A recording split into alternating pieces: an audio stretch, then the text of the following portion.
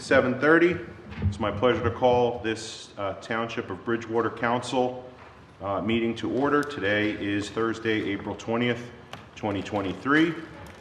In compliance with the Open Public Meetings Act of New Jersey, adequate notice of this meeting was provided on January 10th, 2023, with written notice and electronic notice provided to the Courier News and the Breeze, posting on the website and the bulletin board in the municipal building, and filing with the Township Clerk.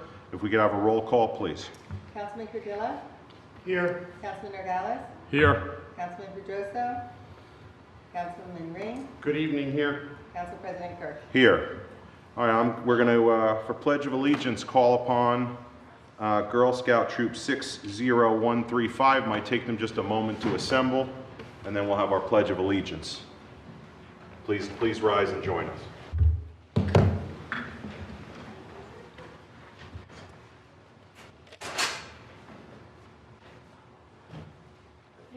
I pledge allegiance to the flag of the United States of America and to the republic for which it stands, one nation, under God, indivisible, with liberty and justice for all.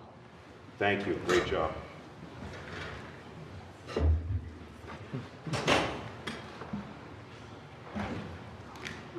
Okay, next item, we have swearing in of 3 new police officers. I'll name them and then turn the show over to Chief Mitzak and to Mayor Mensch. We will be swearing in Nicholas Bradshaw, Nick McLaren, and Joshua Sherman. Good evening, everyone. I'd like to welcome everyone to the swearing in for officers Joshua Sherman, Nicholas Bradshaw, and Nick McLaren. I'd like to thank Mayor Matthew Mensch, along with council members, Council President Michael Kurse, Council Vice President Tim Ring, Councilman Howard Nogales, Councilman Alan Cardilla, and Councilman Felipe Pedrosa for allowing the police department to swear in these new officers tonight. The mayor and the council are strong supporters of the police department, and the mayor always likes to take part and speak at our new hire ceremonies as well as our promotion ceremonies. Mayor, would you like to say a few words? Sure. Did you have to ask?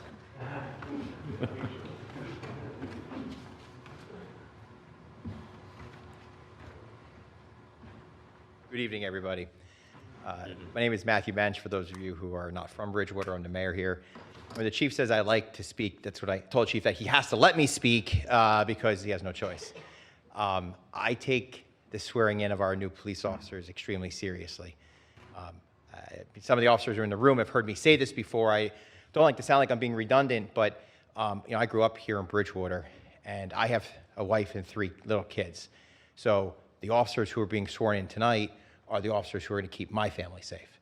And I take my job swearing in those officers incredibly seriously. And I know the chief and the whole department takes its job very seriously when it comes to protecting our town. And so while I know all of you are hopefully excited, the officers are excited about being part of our team, we're excited to have you. And it's an honor for me to be able to swear you in tonight to serve our community, protect our families here in Bridgewater. And it's a debt that we will never be able to repay to you and to the other men and women of the Bridgewater Police Department. And so thank you. Thank you to your families who are lending your sons, your brothers, your husbands, lending them to us. It's a job that, it's unlike any other job. And so it takes its toll on the family as well. But you should all be extremely proud of these officers and what they have done and what they will do. And I promise to all the family members here and to the officers, we will continue to support our officers who protect our town every minute of every day in any way that we can. And that's for the administration and for the council. So thank you for all of you for what you do, what you're going to do, and for keeping us safe. And I would like to note we have our Citizens Police Academy class joining us. And I just want to take a minute to thank the police department for running this incredible program.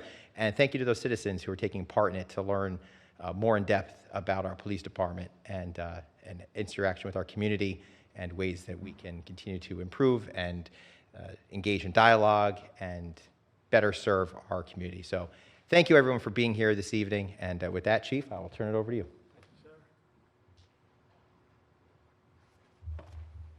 Okay, the first officer that we're going to swear in tonight is Officer Joshua Sherman. Officer Sherman comes to us as a fully sworn police officer. He has worked for the Camden County Police Department for the past 1.5 years. I'm sure his experience in Camden County has prepared him for his new position in Bridgewater. I hope that what you had to deal with in the past 1.5 years in Camden, you won't have to deal with in your 28 years in Bridgewater. Background about Joshua. He was born in Brick, New Jersey, currently resides in South Jersey, and you better move closer because you're going to have one heck of a commute. Joshua served our country as a United States Marine, following in his father, Sergeant Alan D. Sherman's footsteps. Joshua's father was killed by a roadside bomb in Iraq. When we stand for a moment of silence before every ceremony, it is for people like Sergeant Sherman, who gave his life for all of us. Joshua attended Brick Memorial High School and has an associate's arts degree from Brookdale Community College. He currently serves in the New Jersey Army National Guard. Joshua is experienced in mixed martial arts with disciplines in Muay Thai, boxing, and Jiu-Jitsu. During the background investigation of Joshua, one of the persons we interviewed described him as a hardworking person. He acts as a friend to everyone and will help anyone with anything. He is well organized and has a calm demeanor. Joshua, all these traits will assist you during your career here at Bridgewater Township. I'd like you to come up now to be sworn in. Josh is going to bring his girlfriend, Lindsay, and his mother, Dolores, up for swearing in.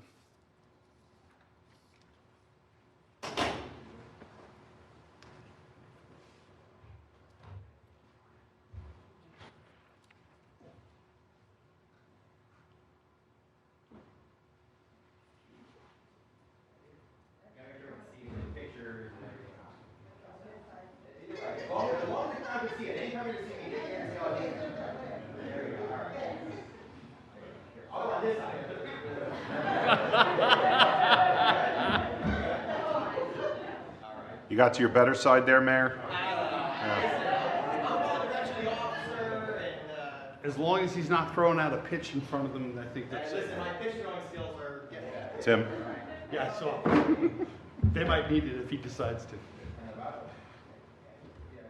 I do solemnly swear that I will support the Constitution of the United States and the Constitution of the State of New Jersey. That I have true faith and allegiance to the same, and to the governments established in the United States and in this state, under the authority of the people. That I will faithfully, impartially, and justly perform all the duties as police officer to the Township of Bridgewater, according to the best of my ability. Yeah, we'll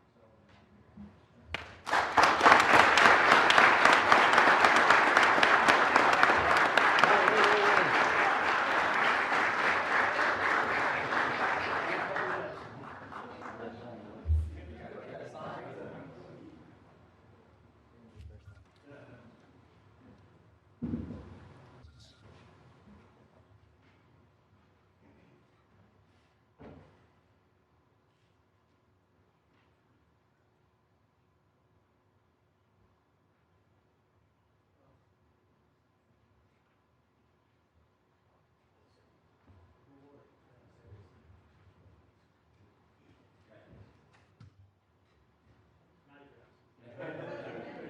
picture at the end.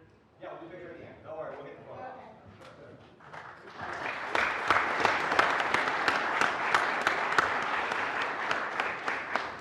Okay, next up, Detective Nicholas Bradshaw comes to us from the Passaic County Prosecutor's Office, where he's worked for the past 2.5 years. He has experience in working major crimes, the fugitive unit, narcotics, and the trial unit. Nicholas will need to attend some classes at the police academy before he's able to start working the road for us. In the meantime, we do have plenty of work for you. Background about Nicholas. He was born in New Brunswick, currently lives in North Jersey.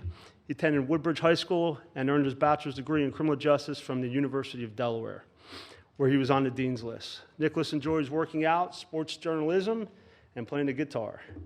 He's also a volunteer coach for Buddy Ball, where he coaches special needs athletes in various sports. Officer Joseph Duffy, one of our guys over there, a current Bridgewater police officer, has been a childhood friend of Nicholas. This is what Officer Duffy had to say about you. He was always better than you in every sport you played. Just kidding. Officer Duffy said that you come from a great family. You have a great head on your shoulders, that you would be a great hire, and he can't wait to work with you. Nicholas, we are excited for you to join the Bridgewater family. Come on up. Nicholas, bring your mom, right, Laura? Come on up. Yeah, bring them all up. All right. That's all right.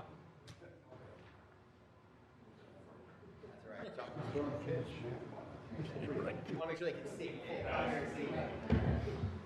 There, believe it.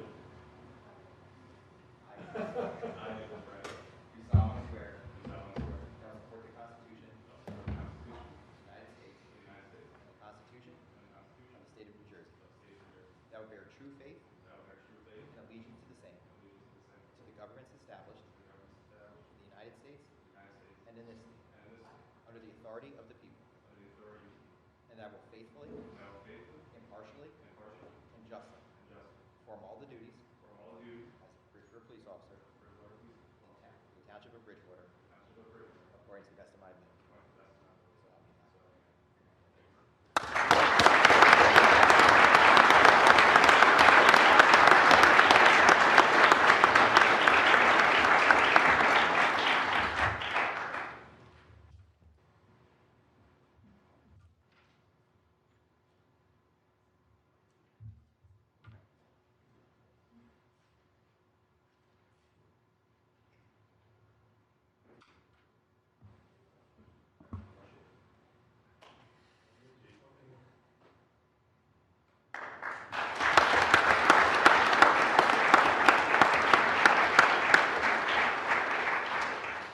Nicholas and Duffy, we have a pretty good basketball team. We're ready to go. Just putting out for everybody. All right, next up, Officer Nick McLaren is currently a Class 2 police officer with the Washington Township Police Department in Bergen County. He was a Class 1 officer with the Palisades Interstate Parkway Police and also with the Stone Harbor Police. He has 3 years of police experience between the departments he worked with. Nick will also have to attend some classes at the Police Academy before he becomes a full-time sworn officer. He can start working the road right away because he does have Class 2 experience. Nick's background. Nick was born in Albania, which is a small country in Europe's Balkan Peninsula. He became a U.S. citizen in 2007. His father was the police chief in Albania, and he wanted to follow in his father's footsteps by becoming a police officer. Nick is the perfect example of never give up. He was in our background process during our last hiring. He made such an impression on all of us that when this current hiring process started, we told him to reapply since the list expired from last time. Once you meet Nick, you will be impressed with his positive attitude and love for this country and our police department. Nick attended Lodi High School. He graduated with Associate of Science in Criminal Justice from Bergen County Community College. He earned his Bachelor's of Science in Criminal Justice from Rutgers University, where he's also on the Dean's List. Nick attended and graduated from the Bergen County Police Academy, where he became a Class 1 officer, and he attended and graduated from the Cape May County Police Academy, where he became a Class 2 officer. Nick, you must have liked attending police academies because you're going to go to a third one. Finally, Nick is multilingual, speaking English, Greek, and Albanian. A previous supervisor, Captain Palmer, described Nick as follows. He wears his heart on his sleeve. He's a loyal employee with always having good intentions. He's intelligent and has a great amount of respect for his fellow officers and supervisors. Nick, welcome to our team. Bring up your mother, Sophia, and your brother, Andrew.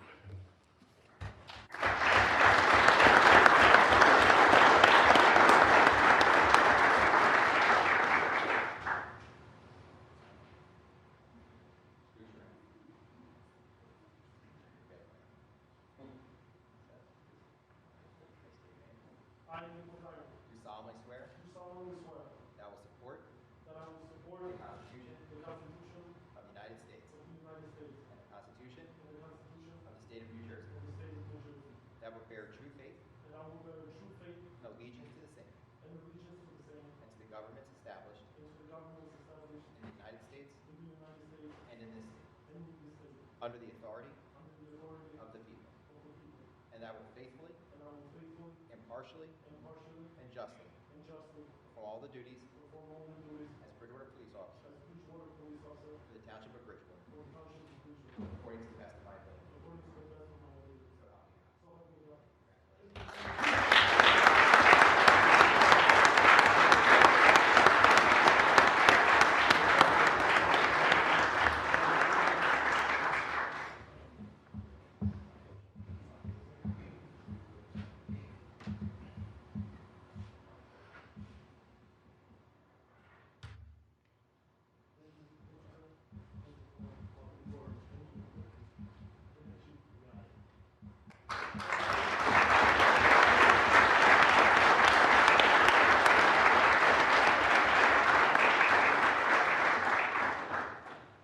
closing, Joshua, Nicholas, and Nick, I thank you for becoming part of the Bridgewater PD family.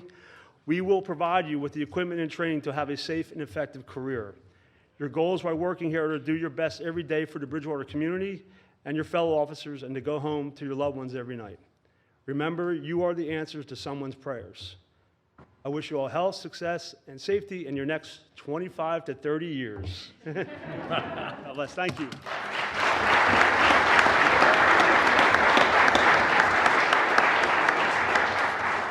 I'm down for photo. Yeah,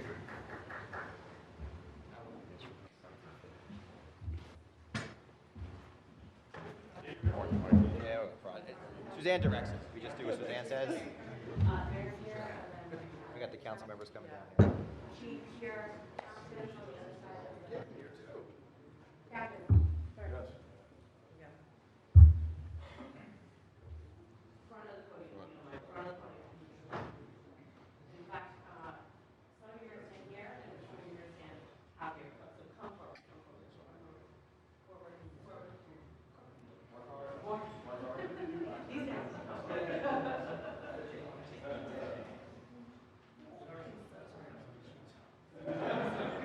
Wait, come forward, gentlemen.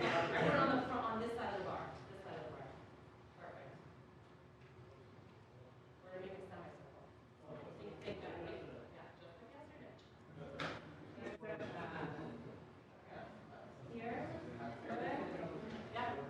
Take two step forward. Two step forward. One, two, two step forward. There we go. Perfect. Yes. Love it. Okay. Much better. Yeah. Okay. Everyone find a window. If you can see me, I can see you.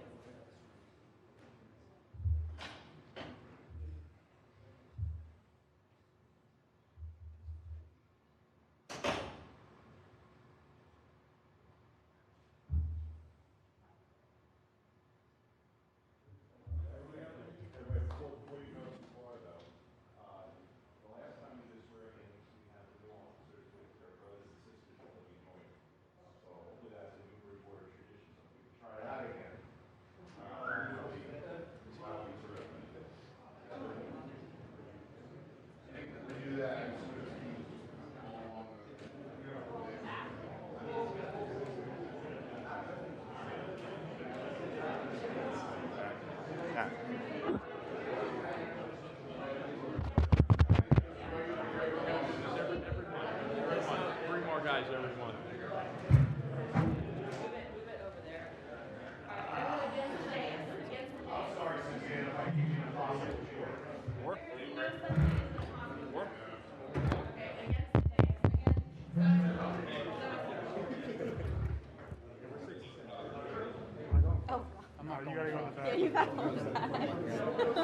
Congratulations, man. Welcome aboard. All right, Evan, you got those. No one goes farther than you. Follow her away. Everyone find his camera. Trust me, you don't want to miss her. You don't want to miss her. Stay back.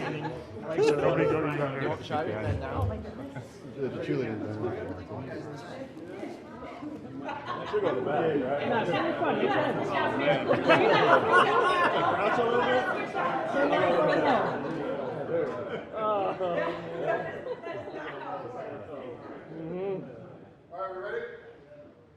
All right, 1, 2, 3. One more.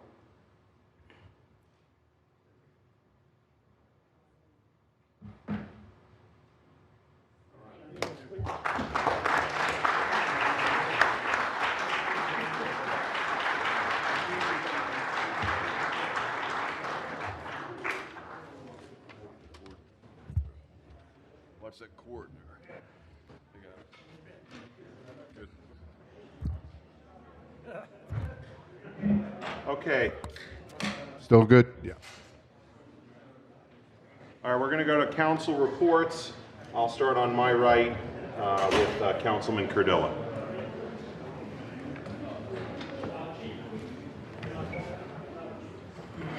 Michael, my report is short and brief. I would like to say that I attended some budget presentations the past week or so, and was very pleased to have input on the budget, and also to have a pretty healthy debate on pros and cons related to the budget. Also, I'm very pleased to report that while we acted on the Stempian property about a month or so ago, the property is moving right along.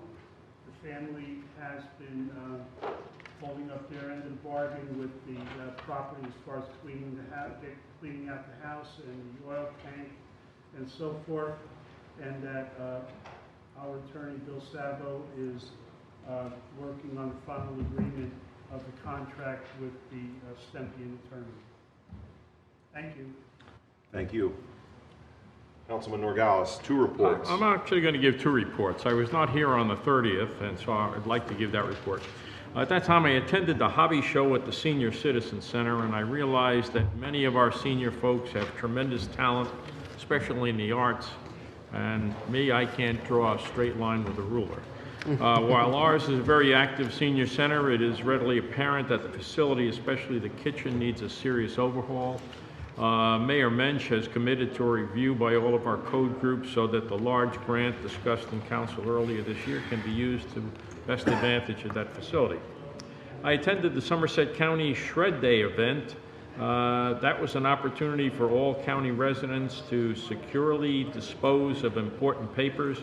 I made the mistake of going on the first of 9 scheduled dates in 2023. It was extremely busy with 4 shred trucks. Residents are encouraged to stay in their vehicles. So if you go, bring your stuff in boxes. Don't bring it in paper bags or plastic because it makes it more difficult to dump. Attended the opening day of Bridgewater baseball. The ceremony was held at Prince Rogers Field at 10 o'clock, and it was a nice day for it. For those of you following the Yankee career of Anthony Volpe at 21, the youngest Yankee shortstop ever, he is a local boy from Watchung. I'm sure that President Kirsch, who has visited every major stadium in the United States, maybe in the world, I'm not sure, but he will see him one of these days. That's my report from 30th. I have a current report for today. Received an invitation from the Henkel Corporation located on Findorn Avenue offering a guided tour of their customer experience center in our town. The offer was extended to state and local elected officials to tour the facilities with senior Henkel executives and become educated about their business globally and in New Jersey. They are a manufacturer of adhesive, sealants, and coating. Unfortunately, I will not be able to attend that because of a conflict with the 200 Club meeting. I attended the breaking of the fast at the Al-Falah Center on 202-206 as part of the Islamic month of Ramadan, where congregants completed a month of fasting from sunrise to sunset. It was an interfaith gathering. President Kirsch spoke on behalf of Bridgewater, and there were representatives from the JCC and churches, and it was a nice organization. Attended a budget hearing as part of the ongoing 2023 budget process. Attendees included Councilman Ring, who is a member of the Finance Committee, CFO Sarno, Administrator Pappas, and Scott Stevens.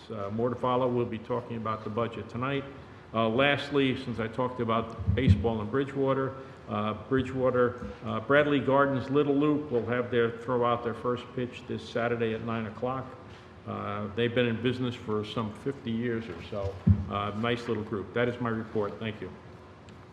Thank you, Councilman Ring. Thank you, Council President. On April 2nd, I joined my fellow council members at the Bridgewater Baseball Softball opening day, held it over at Prince Rogers Field, where Mayor Mensch threw out the ceremonial first pitch. In case anyone should feel the need to give him a baseball this evening, I believe there's a helmet back here behind the dais in case anyone should be standing directly in front, actually slightly to the left of him when he throws. You might want the helmet, but on April 5th, along with Councilman Norgalis, I attended a functional exercise of the Bridgewater Township Office of Emergency Management that they participated in with the Somerset County Office of Emergency Management. The exercise focused on emergency operations centers, operations, and communications between the town and county during an actual incident. In the state of New Jersey, emergencies are managed at the local level, meaning we, Bridgewater Township, are responsible for managing the incident. The county provides assistance and support that we may request. April 7th was opening day at the Somerset Patriots, and I was honored to join the mayor in helping the Patriots kick off their 2023 season. At that game, his son threw out the first pitch, so we were all safe there. Yesterday, along with the Township Director of Human Services, Christine Madrid, I attended a presentation by the New Jersey Health Insurance Fund, who operates the Southern Skylands Regional HIF, Perma Risk Management, and our township's consultant, Round Hill Risk Management partners. HIFs are much like JIFs, except for health insurance. I think it's something that we, as a township, may want to look at.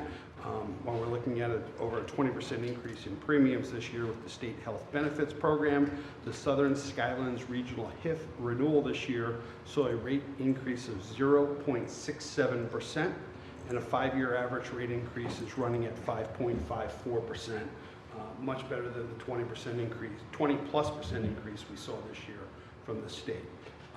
Last night I was honored to be invited to participate on behalf of the township in a presentation hosted by the Friends of Bridgewater History, entitled Bridgewater History Then and Now. I think I saw Jane Gandolf walk in earlier and congratulate her on an excellent event. The presentation reflected on the eastern part of the township and showed buildings of the past and how they look today. There was also presentations on the history of the Middlebrook encampment and Northover Camp, which we know as Camp Cromwell today.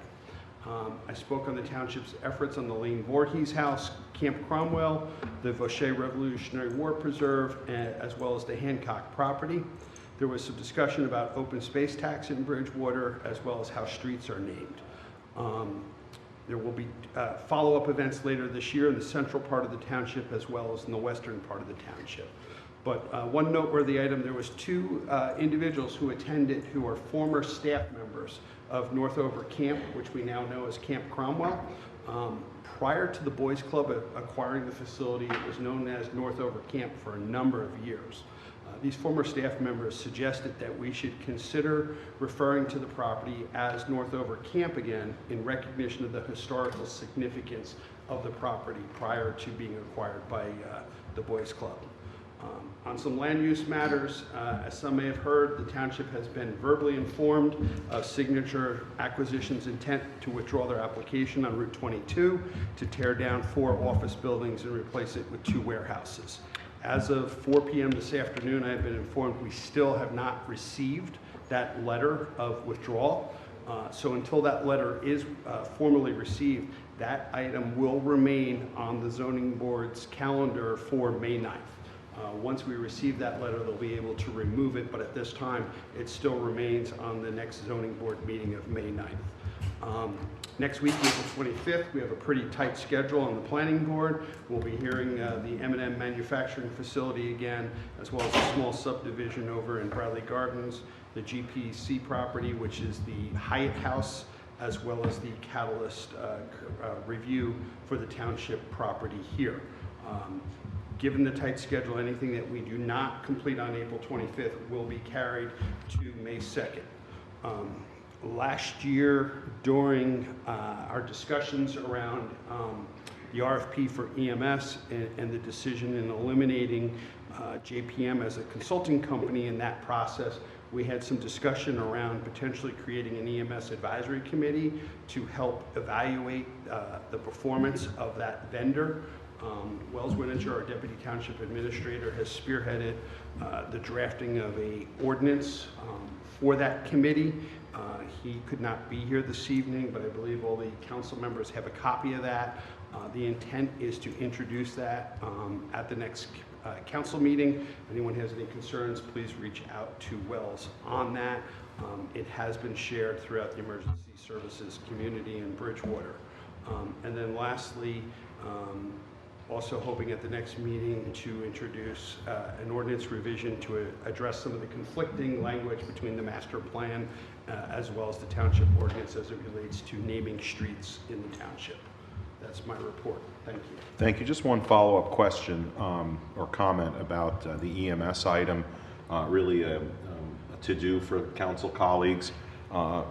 Councilman Ring, correct me if I'm wrong, that has been or soon will be distributed, the draft? Everyone should have gotten a printout of it tonight. Okay. And I guess it's our hope that over roughly the next 7 days. Any questions, comments, or concerns can go to either Wells or To Wells. He's the point person. Okay, to Wells, with a hope and expectation that we can then get the feedback, have an introduction roughly 2 weeks from now, and then be on our way with that ordinance. Is that your expectation? Yes. All right, thank you.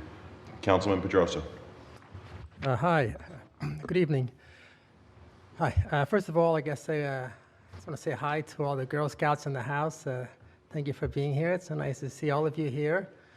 Just want to publicly thank our new police officers for joining the Bridgewater Police Force. Bridgewater has certainly one of the finest police departments, and I'm very grateful for them. I'm sure we all are here as Bridgewater residents.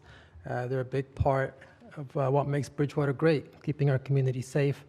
And so I thank all the Bridgewater men and women that serve our police department. So I also acknowledge the mayor. Mayor Mensch is the one who actually started bringing in the police ceremonies here into our council meetings, and really well deserving. And thank you for doing that. Before Mayor Mensch, the ceremonies used to be done on a separate event, usually on an afternoon. The police officers and their families would attend, but really bringing it into the council meeting, it's, I think, where it deserves to be, such an important occasion. So thank you for doing that. And then lastly, I got my tax assessment, like many of you, and I for one am getting an 11% assessment increase from last year. So just want to remind everybody in the community that your deadline to file a tax appeal is actually until May 1st. I believe that's the date listed on the county website. You should just pay attention to that, and if you think your assessments are beyond, I guess, the norm or whatever legally is required, you can file your tax appeal. That's all I have. Thank you. All right, thank you. I have a few items.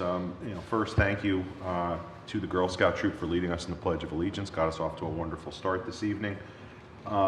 Second item, Bridgewater Baseball Softball Opening Day was mentioned. Of course, Mayor Mensch loves to embarrass each one of us when they can. So now's my turn.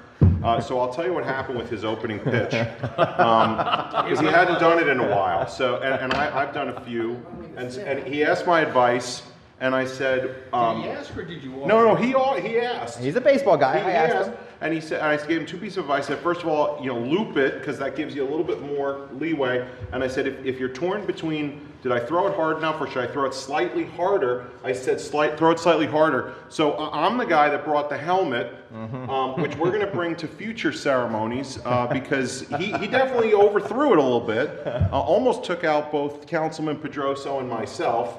But no, it was a fantastic day and a great celebration for that organization. We have Bradley Gardens on Saturday, so I'm warming up. I'll keep it in the trunk just in case. My next item, a quick comment about the budget. I don't know, Joe, should I keep the helmet on or I'm good? Right, Joe is our CFO. We'll get to this during that portion of the agenda, but really a considerable amount of time the last 3 weeks has properly been spent on the budget. Is such an important priority for the community. I also was at the Ramadan Interfaith celebration last night. For those who don't know or aren't aware of the calendar, with sunset, which just occurred a short time ago, the month of Ramadan is now coming to a close, and we are now in really the celebratory phase of that holiday. So certainly Muslims in our community and across the world are celebrating a great holiday, and I will state that I was very pleased to be a part of that celebration last night. It was an interfaith celebration, so there were representatives from many of our religious institutions. I was given the opportunity to speak. I made brief remarks about the diversity, what I call the rich tapestry of cultures and religions in Bridgewater, how that's such a strength to our community, and how our celebrating together, whatever the faith may be, is something that we will hopefully continue to do moving ahead.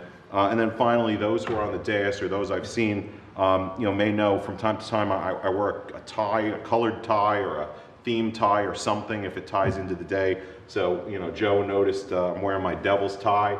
Hopefully I can wear it into May and June, you know, we'll see. But I figured, you know, wear it while you still can. So that's the end of my report. I'll turn it over to the mayor. Thank you, Council President.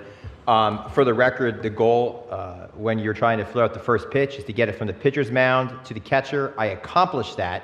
The catcher did, in fact, save at least one, if not two council members. But I did throw the ball from the pitcher's mound, and the catcher caught it. So as far as I'm concerned, that was successful. I don't know why there's so much issues about it.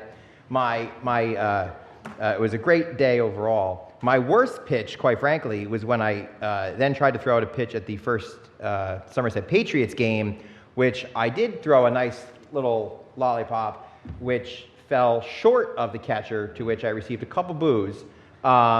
My son threw out the next pitch, and he threw a strike right from the, well, we weren't throwing it from the mound, but right from where we were throwing to the catcher. So he showed me up that day and reminded me of that. I do have with us, though, that day, I was presented on behalf of the township with the championship ring for the Somerset Patriots, which is here. I'll pass it down. Everybody can take a look at it. It was a nice ceremony, and in all seriousness, really want to thank the Somerset Patriots for all they do for our community and for being here in Bridgewater. So this will be displayed up in the administration offices, and it really was a nice opportunity to celebrate the accomplishments of that team and what they've meant to us, and hopefully they'll have a great season this year. A few other quick notes. I know we have the Citizens Police Academy here. Two comments. I'd like to, we thank the chief and the command staff a lot, and they deserve a lot of credit. I just want to mention for the record here, the first time I ever heard about a Citizens Police Academy was from Officer Dosberg, who is here or was here. If he's not in the room, make sure he knows I pointed him out. But that was the first I heard of it. And you know, he's been pushing to do this for a long time, and I'm thrilled that it's here. I'm thrilled that the chief and the command staff have done that. Ah, there we go. I just said nice things about you. I wanted to make sure that everyone knew, you know. But I just wanted to mention Officer Dosberg's advocacy for a Citizens Police Academy for a long time, and I thank again everybody who's put this together. I had the opportunity to stop in at the beginning and the end of the first session. Hopefully it continues to be as engaging and beneficial to everybody who's here. And I promise you, we will let you out of this meeting so you can stop hearing the politicians speak pretty soon. One of the things I also mentioned on the police is, in our budget this year, assuming it passes, we do have funding that will allow us to put in a community policing unit. Which is something that I know is a priority for myself and for many officers and for the council. So we'll continue to support our police department in many different ways. Last but not least, I want to touch on a few land use matters. I want to thank our zoning board and our planning board who continue to do a fantastic job for the township in protecting our quality of life. As Councilman Ring mentioned, one of the warehouse applications looks like is withdrawing. After their time in front of the zoning board. We'll see if they do. If they don't ultimately withdraw, I'm certainly confident that the zoning board will continue to ask tough questions and make sure that applicants who come forward meet the burdens of proof if they're seeking a variance from our land use laws. And of course, when it comes to warehouses, really appreciate the council's efforts earlier this year to prohibit warehouses throughout the township, which has given us a lot more leeway, a lot more leverage in order to make sure that if applications come forward, we can hold them accountable. Last but not least, I know Councilman Ring mentioned the catalyst application. I'm pleased to see that that's going to be coming in front of the planning board soon. There's been a lot of misinformation out there, which, just to make sure everyone is clear, the three signs that were on private property have been withdrawn. The proposal for the sign on the municipal building property still proceeds. There's information that's out there commenting on providing some information to the public. To be clear, in case anyone's interested, the sign does not require removal of any trees by Kid Street. I understand some people are calling it the Kid Street sign because it's better politically, I guess, to do that. But the sign, the information on the township indicates that the sign is by the solar panels. It doesn't impact Kid Street. It's not doesn't require removal of Kid Street signs. Ultimately, we'll continue to look at the details of that sign in front of the planning board and then back in front of the council. to, if we decide to proceed with it, we can have all the facts, make sure that we've asked all the questions that we want to ask. And as we've talked about, the proposal that, while the council will ultimately decide if we proceed with it, how the money would be spent, it's the administration's proposal that, we receive $1 million of payment from that sign, and it's our suggestion that that money be put into park projects and rec projects that will last us for decades to come, as opposed to putting it in, for a one-time, budget, benefit. I think the public will see a lot more benefit out of an extra $1 million if we do park projects. While we have not certainly finalized what that list can look like, some of the ideas on that list include pickleball courts, skate parks, dog parks, cricket pitch, upgrades to Kidd Street, upgrades to our neighborhood basketball courts, Middlebrook Trail rehab, and some improvements to baseball fields. So those are the projects that we're looking at. Depending on the final price, we'll be able to do maybe not all of them, but certainly a lot of them. So we'll continue to put that information out there as it goes forward, and we'll continue to ask questions about the sign proposal. So that's it for my report. Thank you. So we have two presentations, and thanks for everyone's patience as we got through all that other important business. I'll turn it over to the Girl Scout Troop 60135 for their presentation.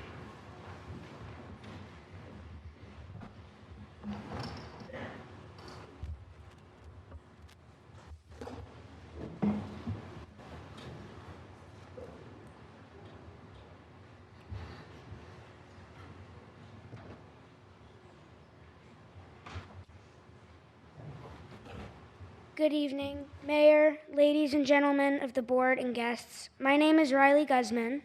And I'm Caitlin.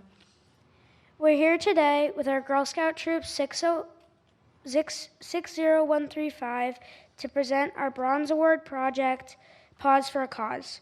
We chose this as our project not only because we love our four-legged friends, we also wanted to help our local shelter provide these lonely animals a loving home. A large part of our project is educating the community as to why it's important to adopt from a shelter and the benefits of adopting. We also want to inform our community that shelters not only have cats and dogs that are put up for adoption. On occasions, you can adopt a rabbit and even a guinea pig from a shelter.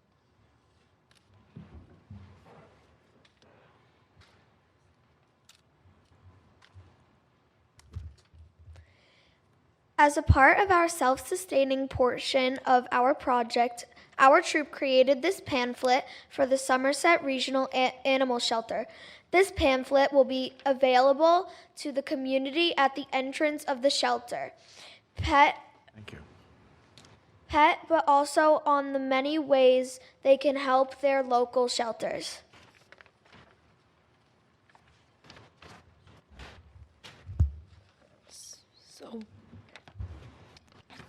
So why should you adopt and not buy from a breeder? Choosing not to adopt could be expensive if you are purchasing a pet from a breeder or pet store, whereas shelters request a small donation when adopting a pet to offset expenses. Shelter pets are usually spayed or neutered before they are put up for adoption, saving you from those extra expenses. Some pets have already been housebroken and trained. These animals are lonely and need a loving home. They need a voice and a second chance of a loving family. The experience of adopting one is unlike any other.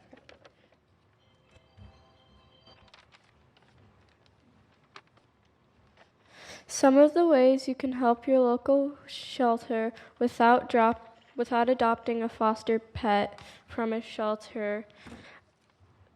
A shelter will help you with any medical expenses while that pet is in your care. You can also donate items such as pet food, cat litter, sheets, and blankets, cleaning supplies, or old stuffed toys. Fundraisers are a great way to help as well. If you are 14 years or older, you can volunteer at the pet shelter or ask friends and family to help in any way they can. If you're wondering how you can help your local shelter raise animal adoption awareness, you can start by telling friends and family about adopting and fostering, as well as researching out to your local community through social media, being the voice for the animals. You can also hold a fundraiser for your local shelter or host an Adopt a Shelter pet event.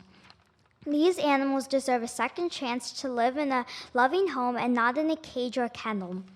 They even have a unique and special story that can help connect humans that have been through rough patches in life.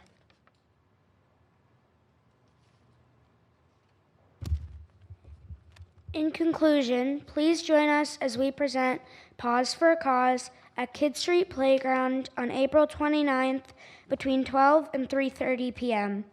We will be accepting donations at our event to help aid the Somerset Regional Animal Shelter. We look forward to seeing you there. Thank you. Thank you. Before we go too far, if we could make sure everybody has a chance to give their name. I know some did. Maybe if we could have everyone provide their names. My name is Riley Guzman. My name's Allie. My name is Whitney Hayden. My name is Eliana Mascarenas. My name's Caitlin Batista. Alexandra. Jessica Canatori. Mariella Cornett. Okay, we got everyone? Okay, before you go too far, I just want to go to the dais. Before we do a quick resolution, which I'll describe. Any questions on the presentation? I just want to congratulate the girls on a fantastic job. As someone who served on the Animal Shelter Board for over 2 years and am the current liaison to the Animal Shelter, I thank you for bringing awareness to this important issue and for everything that you're doing. So thank you so much. Fantastic job, girls. Well done. Any questions? No, I just, congratulations on an excellent project to support our animal shelter, and well done to you, and as well as to the adult advisors who've helped bring them here tonight. So thank you. To my right, any questions? And thank you for caring for our four-legged friends. That's really important. If I may just offer congratulations and thank you for your presentation and for caring to make the presentation. All right, so just in close, I'm sorry, Mayor, any questions? No, well, I just wanted to say, one, great job, and second, are there more of these that we can have? And Yes. Okay. So we have to give them to us right now, but what I'd like to do is if you can coordinate, so Scott and Suzanne over there, Suzanne is raising her hand. If you can get in contact with her, I'd like to be able to find somewhere in the municipal building we can put these up, either in the mayor's office upstairs or somewhere downstairs where people can. Great, so Suzanne will coordinate, so we'll put the flyers out, and then we'll also put these up just in the municipal building on a regular basis so people can get the information when they come in, okay? All right, since I have our legal counsel here, we'll do a resolution on the fly stating full support and endorsement of the work that you're doing. So I'll take a motion for that resolution. I'll move that. Is there a second? All in favor? Aye. Any opposed? Okay, you have your resolution, you have your action, you have pledges for some action from the mayor and administration. Thank you for such a great presentation. Certainly a lot of hard work went into it. Thank you to the parents. And I know the animal shelter will certainly be appreciative of these efforts. Suzanne is signaling to us that we have to have a before picture. we let you run, we'll come down for a quick picture. Hey, Mayor, perhaps the Girl Scouts can authorize the town to just copy this and print it. Yeah, I think we're on it. Yeah. Yeah. Another picture. See what I mean?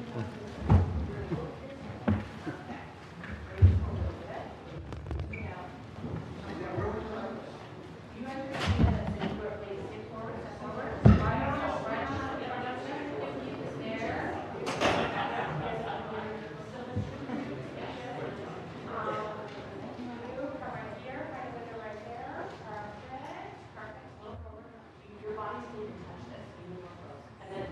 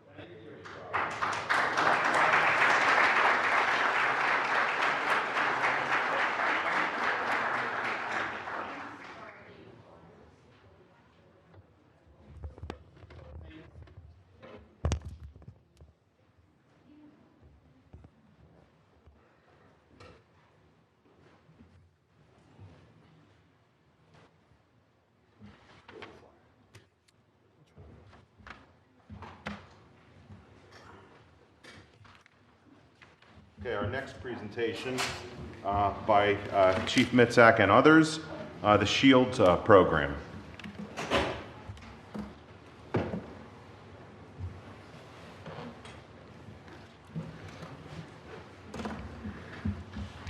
was a tough act to follow. Sorry. Not fair. Life isn't fair. I did adopt my dog, my German Shepherd Mitzi, from the animal shelter, so I definitely support what they have to say. All right, I'll be brief so I can get my recruits back to class. Update on the SHIELD program for everyone in attendance. SHIELD stands for Security, Honesty, Integrity, Experience, Loyalty, and Discipline. The first 3 phases of the SHIELD program were coffee with the command staff, the virtual reality training, and the Citizens Police Academy. Our first coffee with the command staff was held on Thursday, March 16th at the Rock Deli on Route 28 in Findern.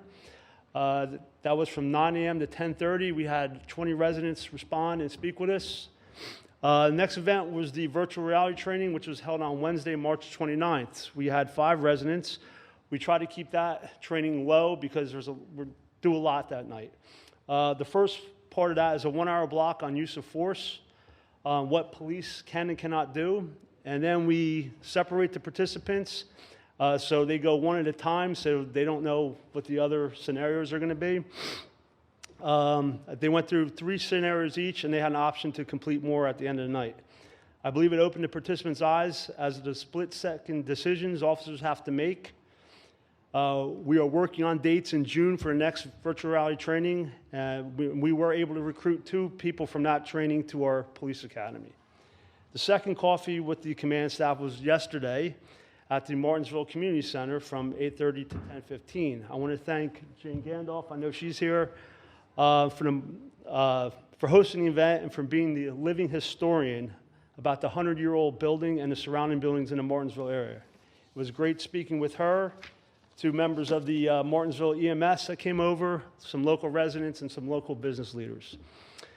Our Citizens Police Academy started on April 6th, and we are now into our 3rd week. I want to thank Lieutenant Blath, Officer John Dosberg, and Officer Frank Flores for organizing the 10-week academy. We have over 20 participants in the academy, and they are all here tonight to watch the swearing in of our new officers. On the first night of the academy, the participants were instructed on law enforcement and the Constitution, along with the Bill of Rights. We went over the oath of office that every officer takes when sworn in. The course was designed to give law enforcement at every level a deeper knowledge of and appreciation for the Constitution that we have sworn to support and defend. Participants, along with the mayor and his son Jackson, were provided a tour of headquarters. They were also given Academy t-shirts with the new Township logo or emblem embroidered on their shirts. I believe most of them are wearing it tonight. Our second week, they were instructed on how we recruit new members for the police department. We also went over conducting accident investigations and how to use radar and laser operations to monitor speeding vehicles. They were all brought out to Commons Way where they estimated speeds and they used the radar laser to confirm the speeds. Tonight they were instructed on the internal affairs process. The SHIELD program is truly bringing the police department and the community together. We are all learning from each other. My expectations were high when we started this, but they have been clearly exceeded. The important thing is that we realize that this is just the beginning. We need to follow through with the energy, resources, and commitment to ensure that we are pursuing and implementing the best practices of our contemporary law enforcement in our community. And I look forward to working with the mayor and the council to continue moving us in that direction. Thank you. Any questions? Thank you, Chief. I just want to say you guys are doing a great job. And thank you again. I know I mentioned this earlier, but thank you for everybody who's been participating. And I really hope you're getting a lot out of it, and you'll give us feedback so we can continue to make it better and improve it and get other people to to engage and participate in it. So, and any ideas you have, I'm open to. If you have other suggestions on programs, ideas, whatever, please share them with any of the officers. Share them with us. I'm a big believer in taking advantage of the people around us who have great ideas and implementing what we can. So thank you, everybody, for participating. One more time for you. One more time for me. How are we doing? Good. One more. Maybe 2 more. Another one? We're gonna get to work that. One more time.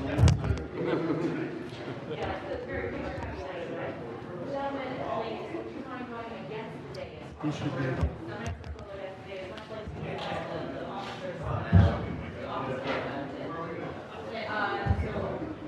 want the council to issue that we make about two rows, trying to get tall people in the back, self-select back and forth. No one should be past here, so anyone's on that side, come this way. Yeah, there we go. Okay, we're gonna need about 3 rows. 3 rows. 3 rows. Yes, 3 rows. Yeah, so create 3 rows, tall people in the back. You, back.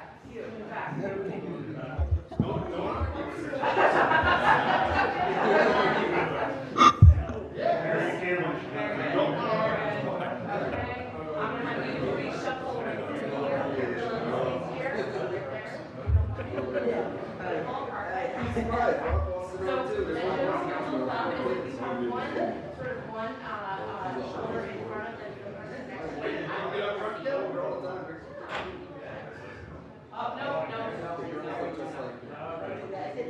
Here, yep, here, there, perfect.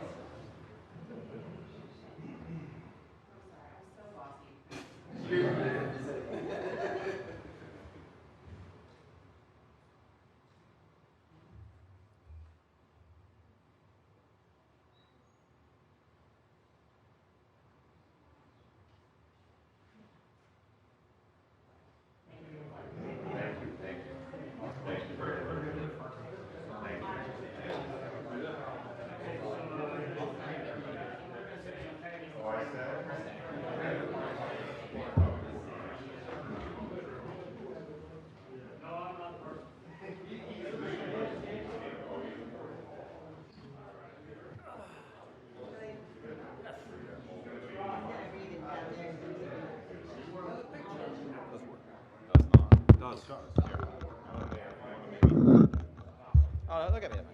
I gotta read the Parks Proclamation. Is our council meeting tonight?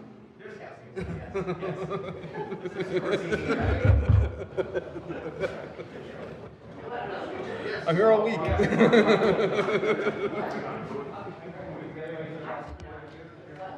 Parks Board?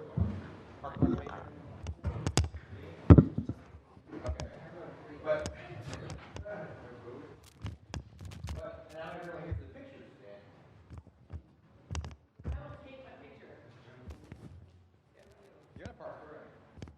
Yeah. All right, we're in this proclamation to you. And since I have everyone standing here, we now have to do it. I thought I was being efficient with this. For a picture. Okay. 3 people on this side, make like a V, like a V. Okay. 3 people on this side. All right. Last proclamation and photo of the evening, as far as I know. This is National Parks Week proclamation. Whereas National Parks Week is a time to celebrate the natural wonders that exist in our country and to recognize the importance of preserving these precious resources for future generations. Whereas on April 22nd, 2023, the National Park Service celebrates the first day of National Parks Week by waiving the entrance fees to many of our renowned national parks. And whereas the National Park System provides endless opportunities for people to experience the beauty of the great outdoors, to engage in physical activity, and to connect with the natural world in meaningful ways.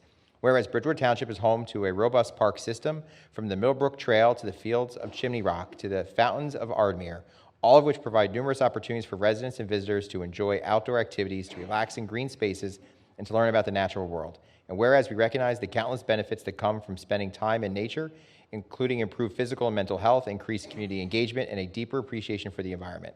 Whereas we celebrate the dedication and diligence of our municipal employees, volunteers, community organizers, Boy and Girl Scouts, and local leaders who work tirelessly to preserve, protect, and maintain our parks to the enjoyment and benefit of our residents. Therefore, I, Matthew Mensch, Mayor of Bridgewater Township, do hereby proclaim National Parks Week as a time to celebrate the beauty and wonder of our national park system and the local park system in our own community. We encourage all residents and visitors to take advantage of the many opportunities available to explore our parks, to engage with nature, and to appreciate the importance of preserving these natural resources for generations to come.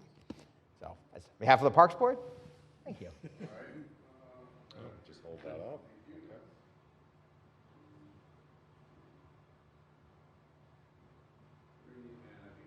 We are done. Thank you. Okay. One more? No.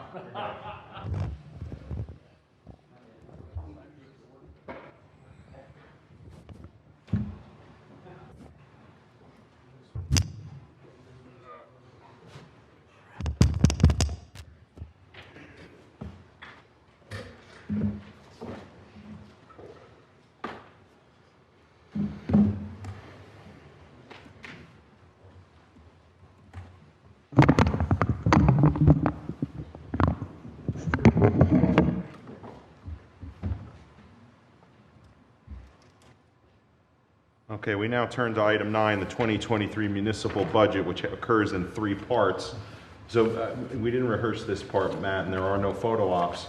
But let me turn it over first to you for some commentary, and then we'll take the actions necessary. Great, thank you, Council President. Fellow council members, I'm not going to read word for word the 2023 budget address that you all have in your binders and which we will publish online for the public. I want to start by thanking all the council members, especially our budget subcommittee, Council President Kirsch and Council Vice President Ring, for all the input and work that you have all put into this budget, working with us, along with all of our finance staff, Mike Pappas and Joe Sarno, and everybody who's worked on this budget for months. Putting together a municipal budget is not easy. As everybody knows, we face the same rising costs as everybody else does. We have inflation that hits us like everybody else, healthcare costs that hit us like everybody else, salaries and the cost of running a municipality are impacted like every other business and household here in New Jersey and across our country. So it takes a lot of time and effort to make sure that we hit our priorities, that we trim where we can, that we make sure that every dollar that's being spent is done in as efficient a way as possible, while making sure we continue to provide the services that our residents expect and want us to be able to deliver. A couple quick highlights. The actual tax rate will be slightly lower this year. In the past couple of years, we've kept it a flat tax rate. The tax rate's going down.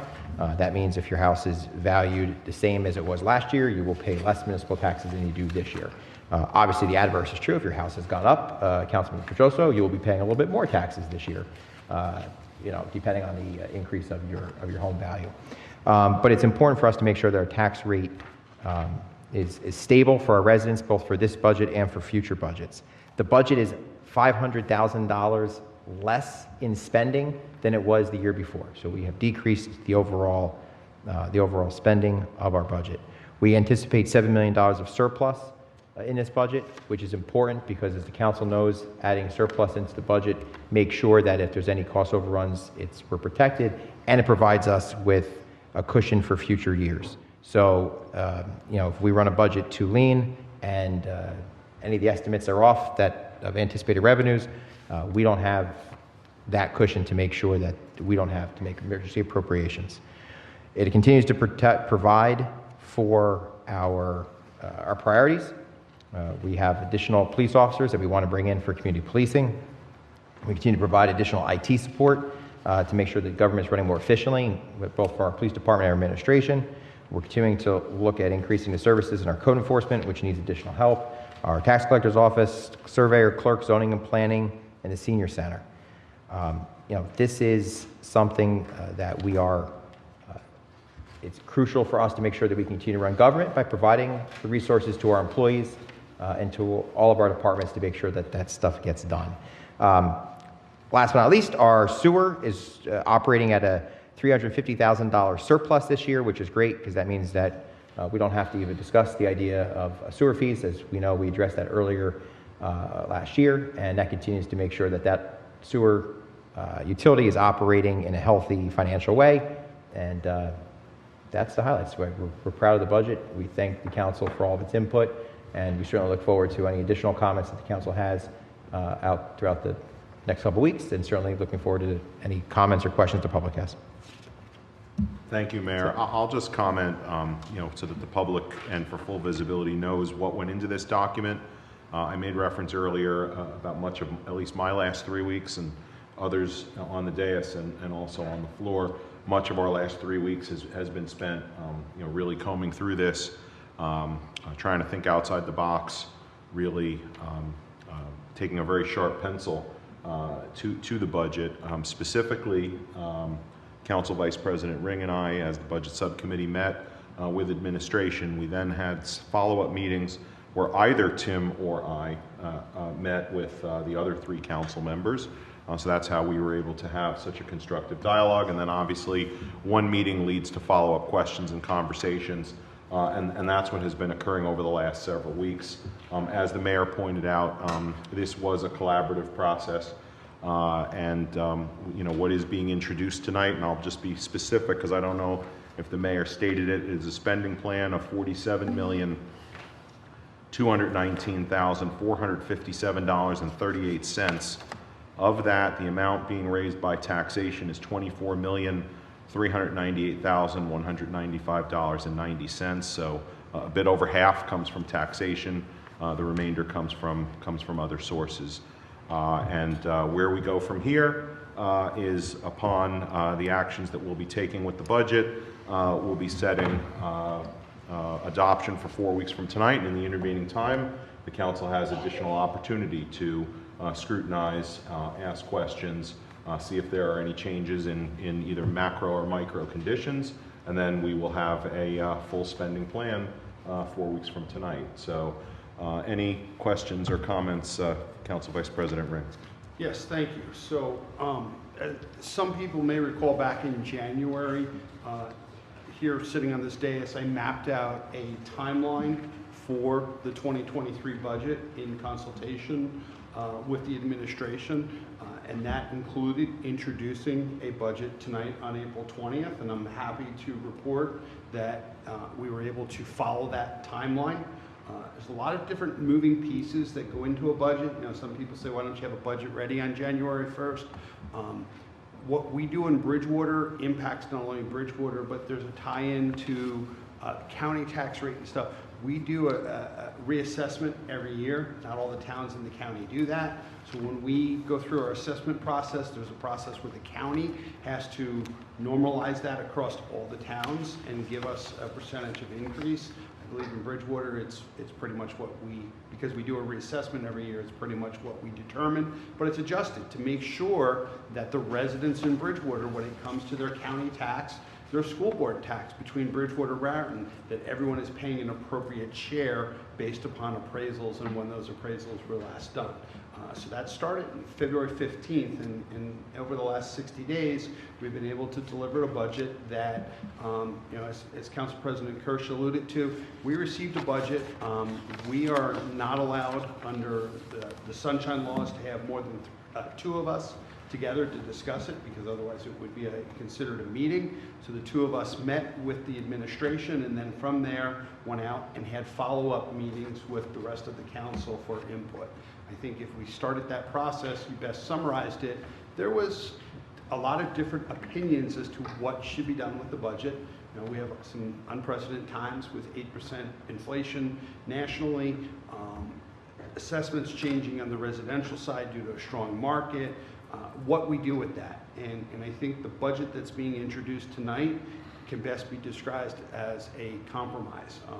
It is not, you know, I don't think anybody sitting on this dais received everything that they envisioned in a budget. It was an act of many discussions back and forth, phone calls, follow-ups, in trying to come to something that everyone could be comfortable with. And hopefully we've delivered that tonight. We will continue to deliver the services to the township that they expect. So, thank you. Sure. Councilman Pedroso, any comments? No comment. Councilman Norgalis, any comment? No, you folks were willing to accept my comments for months. I have no more to offer. And your comments have been value added and happily included. Councilman Cardillo, any comments? No, I would echo Howard's comments. I think the last few weeks have been invigorating discussions, to say the least, and I have nothing to add at this time. Okay, thank you. So just as a reminder, we'll be taking these actions, and then 4 weeks from tonight, we will be adopting the final 2023 budget. So at 9A, this is for calendar year 2023, an ordinance to exceed the municipal budget appropriation limits and establish a cap bank in association with NJSA 40A:4-45.14. And I guess either Joe or Mike. Yeah, I can explain it, and if I explain it wrong, Joe can correct me. But do so carefully, my friend.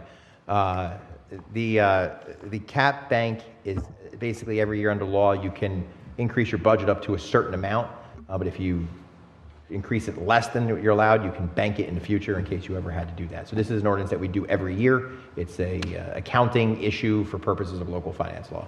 Anything to add to that, Joe? I do not. Thank you, Mayor. Got it right? Okay, so we'll take a motion on 9A. I'll make that motion. A second, please. Second. We have a second. Okay, and a roll call vote for 9A. Councilman Cardillo? Yes. Councilman Nogales? Yes. Councilman Pedrosa? No. Councilman Ring? Yes. President Kirk? Yes, and we'll set the date for that. Yes, the public hearing on this ordinance will be on the 4th day of May, 2023, 7:30 p.m. Here in the Municipal Court Chambers. Okay, moving to 9B, we are now introducing the 2023 municipal budget. We will be setting, I don't want to steal your thunder, but we're going to set a public hearing date for May 18th, 2023. So through this action, we are acknowledging receipt of the budget as has been described, and we are now authorized to take action over the next 4 weeks. So I'll take a motion at 9B to introduce the 2023 budget. I will make that motion. Okay, is there a second? Second. And a roll call at 9B, please. Councilman Cardillo? Yes. Councilman Nogales? Yes. Councilman Pedrosa? Councilman Ring? Yes. President Kirk? Yes. And even though I stole your thunder, I'll let you formally state it for the record. The municipal budget synopsis will be advertised in the Courier News, setting the public hearing the 18th day of May, 2023, 7:30 p.m. here in the council chambers, and copies can be provided to the public upon request. Thank you. And 9C, this is a 2023 temporary appropriation for current fund, $3,029,044.65, and from the sewer fund, $867,313. I'm sorry. No, this number isn't right. $867,313 and how many cents? 27 cents? Yes. Okay, sorry, there's an erroneous one in there. Close enough. $867,313.27. So a brief explanation of why we're taking this action? Yes, because under the municipal finance law, we have to do quarterly budgets and set this 27% of what last year's budget was until we have a budget passed. So this allows us to continue to operate government until such time as the council passes a final 2023 budget. So this funds us through May 18th. It funds us longer than that, I think, actually, if it got pushed back, but yes. Okay, all right. And to the comment made by Councilman Ring before, this is still in line with the timeline expectation that we set back in the January and February timeline. It was the January meeting when we were discussing the road improvement plan. Yeah. Okay, so a motion at 9C, please. So moved. And a second. Second. And a roll call, please. Councilman Cardillo? Yes. Councilman Nogales? Yes. Councilman Pedrosa? No. Councilman Ring? Yes. President Kirk? Yes, and our date for 9C. Oh, I'm sorry, it's a resolution, sorry. No need for hearing on that, okay. We're at number 10, meeting open to the public. Members of the public wishing to address council on any matter will be allowed 2 minutes to speak unless there are unusual circumstance. Our request is to come to the microphone. Please speak your name and address clearly. As necessary, spell any items, and this is your opportunity. I'm sorry, I need a motion though, yes. Move to open to the public. Okay, and a second. All in favor? Aye. None opposed? Okay, we're open to the public. I think, is there a sign-in sheet there too? There is a sign.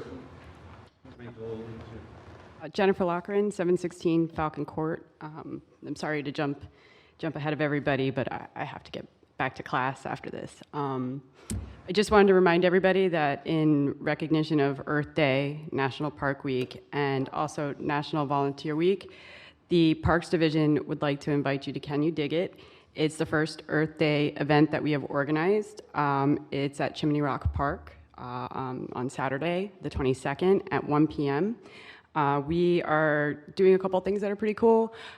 We're going to plant some flowers, and we have like a station to make seed bombs, which is this like mixture of pollinator seeds and sunflower seeds that you pack with dirt, and then you can throw them, and they spread, and either they make plants or birds pick them up and drop them elsewhere.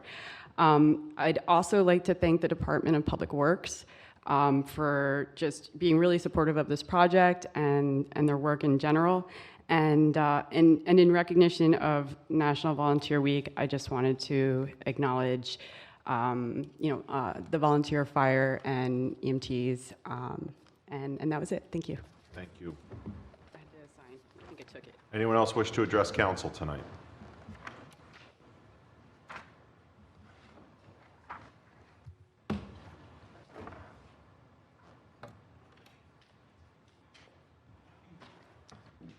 Council, my name's Joseph Kirk. I'm from 6 Overlook Drive in Bridgewater here.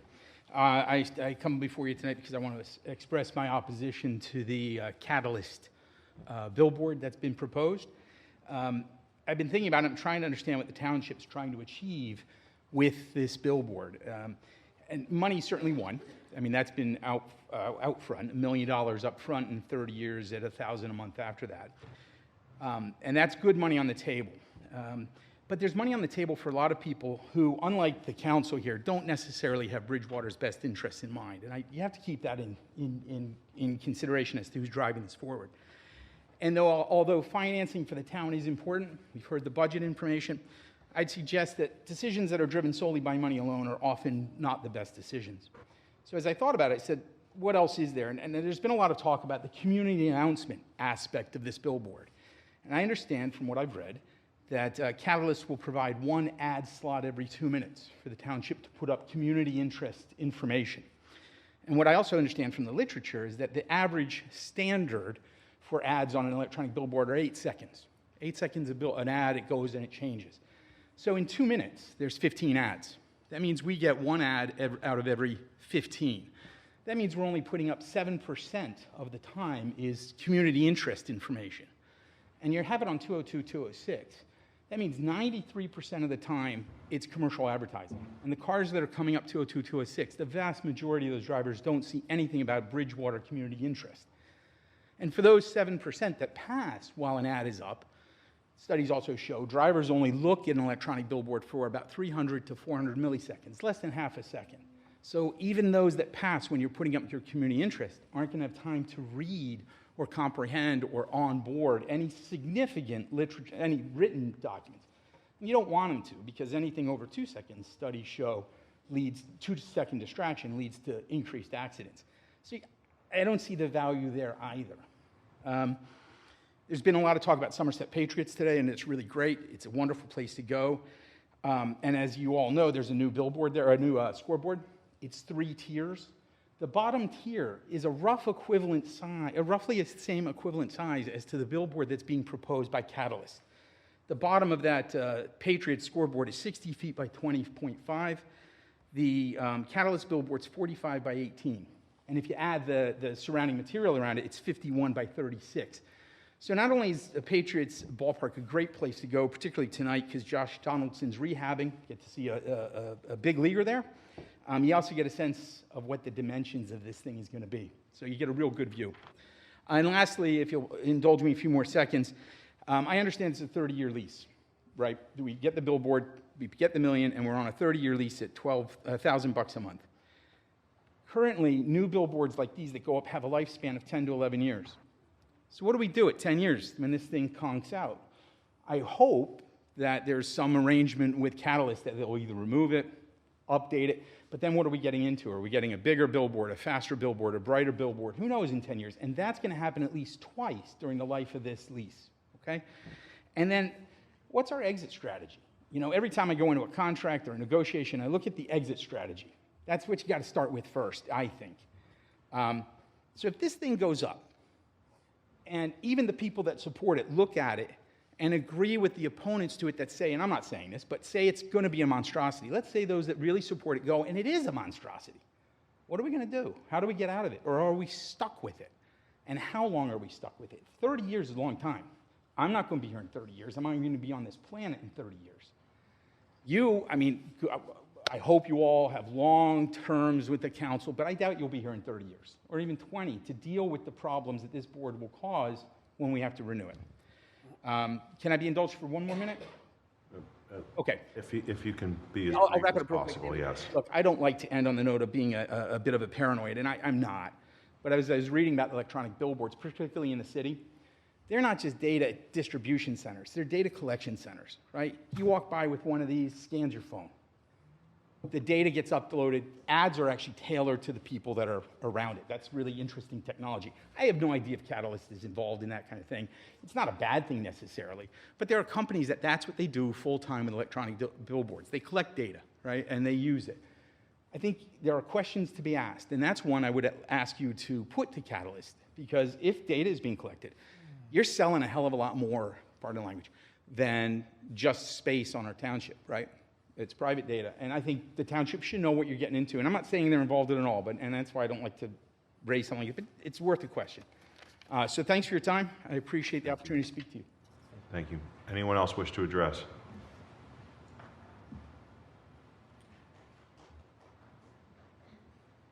Thank you, Joe. Yeah, no worries. Hi, my name is Mike Yetkin, 1746 Mountaintop Road. I want to follow up briefly on something Joe said. I'm referencing a British Broadcasting article that is referencing an American university, which is in Washington, D.C., PhD that researched outdoor advertising density. A comment that they made, public income from advertising is minimal and dwarfed by the long-term costs. Public income is minimal and it's dwarfed by the long-term costs. I'll explain to you what those are. I intended to make the points that outdoor digital signs waste 30 times more energy than a typical household. They create toxic electronic waste that at this point can't be recycled. They only last, like Joe said, they only last about 10 or 11 years, and we got 3 of them. So we're creating a toxic environment for our children. They create road hazard. Joe mentioned that the average sign goes for 8 seconds. There's a reason for that. They've done the research. Eyeballs on a sign, about 6 seconds. So it's a road hazard. These things are associated with highways and basically with highways in large cities. Why do you want to have Bridgewater, our beautiful town, lumped in with the bowels of the 95 corridor in New Jersey? I don't understand that, but I'll go on. They inevitably promote the consumption of projects that are unhealthy for our townspeople, and they create light pollution. Those were the points I was initially going to make. But I've never been to one of these, and I would like to stop and say, I deeply respect the sacrifices that each one of you are making to be here. Irritating people like me probably really bother you, and I am very thankful that you are patient enough to listen to my BS. Thank you. I really do respect what you're doing. It's a sacrifice I probably couldn't make. Thank you. That said, I just want to, again, reference this BBC article. The United States is basically, it is a latecomer to a lot of this electronic and digital advertising. In the UK, they have CCTVs everywhere. The average person gets captured on CCTV 70 times a day. We got rid of our CCTVs on the stoplights because of it violating our freedoms. The British have a lot of experience. I did a lot of Google searches on digital advertising, and in the last 5 years, if you look around, there's articles all over the place. San Jose, there's a lot of different cities that are grappling with the benefits versus the detriments of having electronic signs. So this BBC article, it's British, government-owned, theoretically apolitical, factual news. So I'm just going to quote a few things that they said in this article because I'm not very eloquent. Funny thing was, this article was referencing a lot of New York cities in the United States, including Philadelphia, New York. One thing they said is, one study of 4 U.S. cities found that overall advertising density was 2 to 4 times higher in low-income postal codes than in high-income ones. Wealthier areas are more likely to be deemed to have conservation or heritage value. So it's harder to obtain planning permission to erect ads there. So a question I have is, does our town, do we have inherent cultural value? Goes on to say, and I guess it's interesting they say it's harder to obtain planning permission in rich neighborhoods. That is, all that basically says is things that are bad for communities get into communities by taking the path of least resistance. Less affluent areas, for instance, Newcastle, England, have more dense concentration of billboards. 20% of the advertising land space was for food, with KFC product being one of the most commonly advertised. These signs are going to have a lot of ads that are objectionable. So one question I have, Mr. Munch, is have you created or codified the government regulation that will ban detrimental advertisements from our citizens? Junk food, gambling, suggestive, amoral, whatever advertising that a lot of people espouse as being one of our patriotic values. So that's a question for you. Have you got that lined up yet? It goes on to say that people with less spending power are racial minorities such as black residents in New York City and Newark. This holds this digital advertising having ads that are bad, that are unhealthy for people. It holds true in even the more affluent, predominantly black neighborhoods. May I suggest that if you're quoting an article, can you instead provide the citation to our clerk? I'll give you the article, and I can email it to you. I give you the article, but I just right, because you know I'm given as much leeway as I can with our time limit. Okay, sure. Let me get to the point. Okay, high-income areas.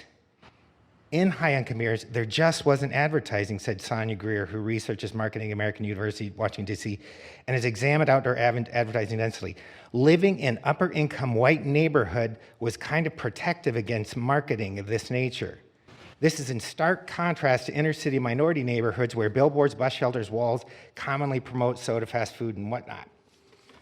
So I guess to basically just close, I just want to repeat the point. Public income from advertising is minimal and dwarfed by long-term costs.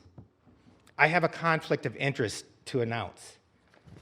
I am a rich, white, male American, as are all of you. Bridgewater is a predominantly rich, white town. Why do you want to make it more like Newark? Based on the research, you are the very individuals who should be against these products that are going to damage our community. It just doesn't make any sense. Public income from advertising is minimal and dwarfed by the long-term costs. Joe had mentioned this is 30 years. Have you guys looked that far down the road? You haven't, because you can't. Once you let this out of the box, Pandora's box, it's open and it's gone. Public income from advertising is minimal and dwarfed by the long-term costs. Again, thank you very much. You guys are doing a great job. I really love living in Bridgewater, and I don't ever intend on leaving. Thank you. Thank you.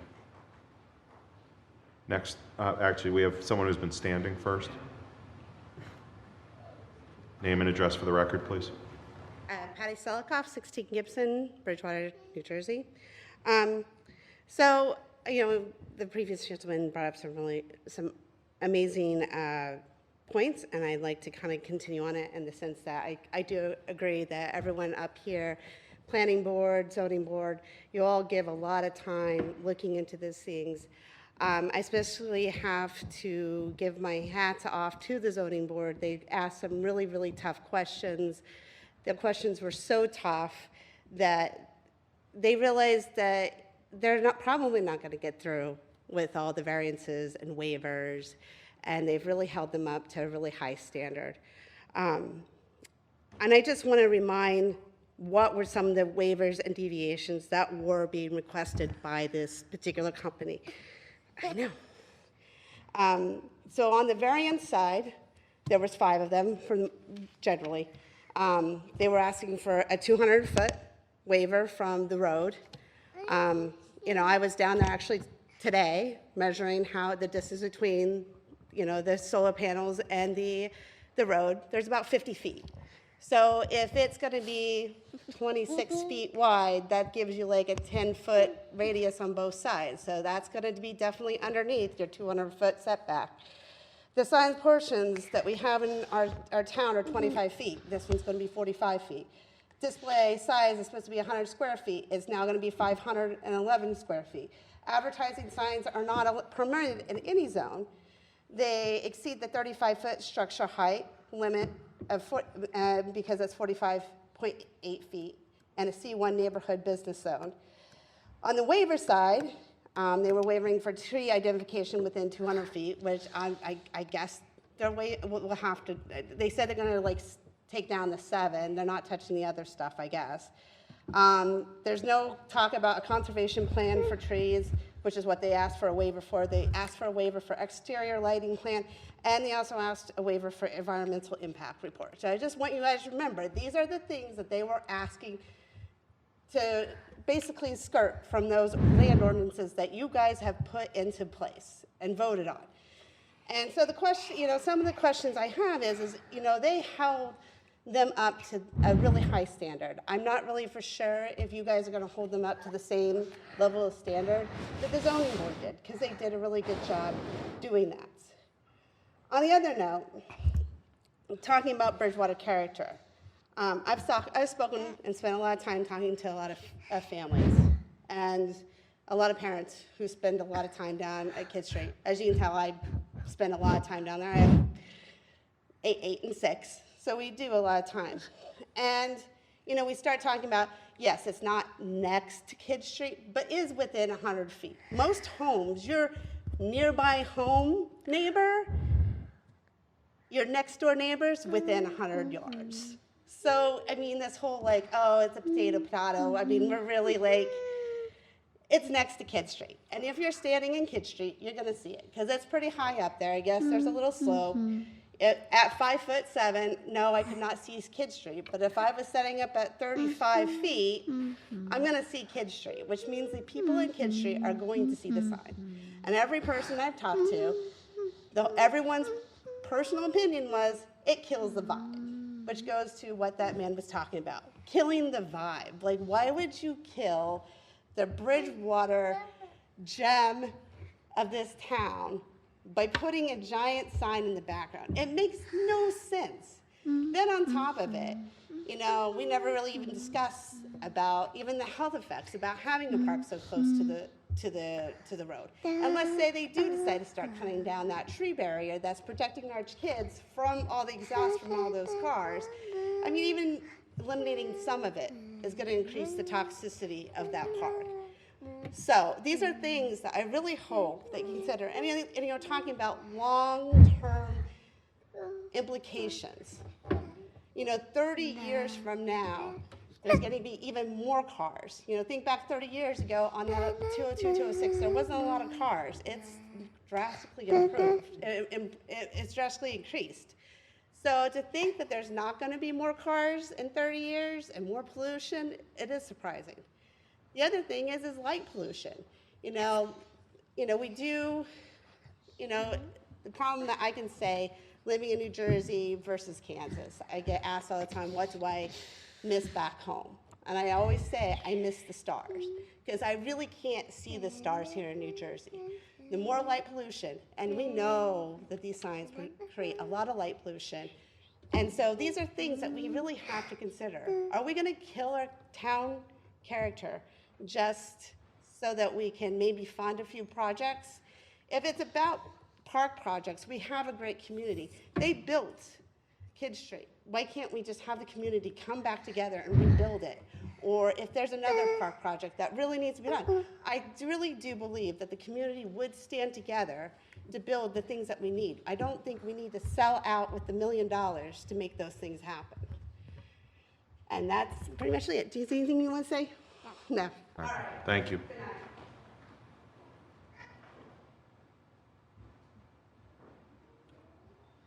Names and addresses for the record, please. My name's Justin Calta. I am an attorney at the law firm of Saber LLC. I'm appearing this evening on behalf of my client, Jonathan Bachevsky, who resides at 21 Bones Lane. in Raritan, New Jersey. The reason I'm here, Mayor and council members, is there had been some prior discussions that you may or may not have been aware of about the minor two-lot subdivision of my client's property. The property is a little unique in that the municipal boundary line between Raritan and Bridgewater basically cuts through the property. There are two lots in question. One is a Raritan lot, one's a Bridgewater lot. Both lots are currently under the jurisdiction of Raritan pursuant to a joint services agreement that had been executed by both municipalities a few years ago. That includes, Raritan has land use, taxation, services authority over both lots. We effectuated the two-lot subdivision last year, which will create two lots. One lot is in Raritan, one lot will be situated in Bridgewater. The Raritan lot will be serviced by a road, Vones Lane, that's situated entirely in Raritan, whereas we're proposing that the Bridgewater lot will be served by a right-of-way that currently exists but is not improved yet, situated in Bridgewater that's connected to Edgewater Terrace. To be brief, we're here respectfully requesting three items in particular. One is the council's permission for the use and improvements to the right-of-way.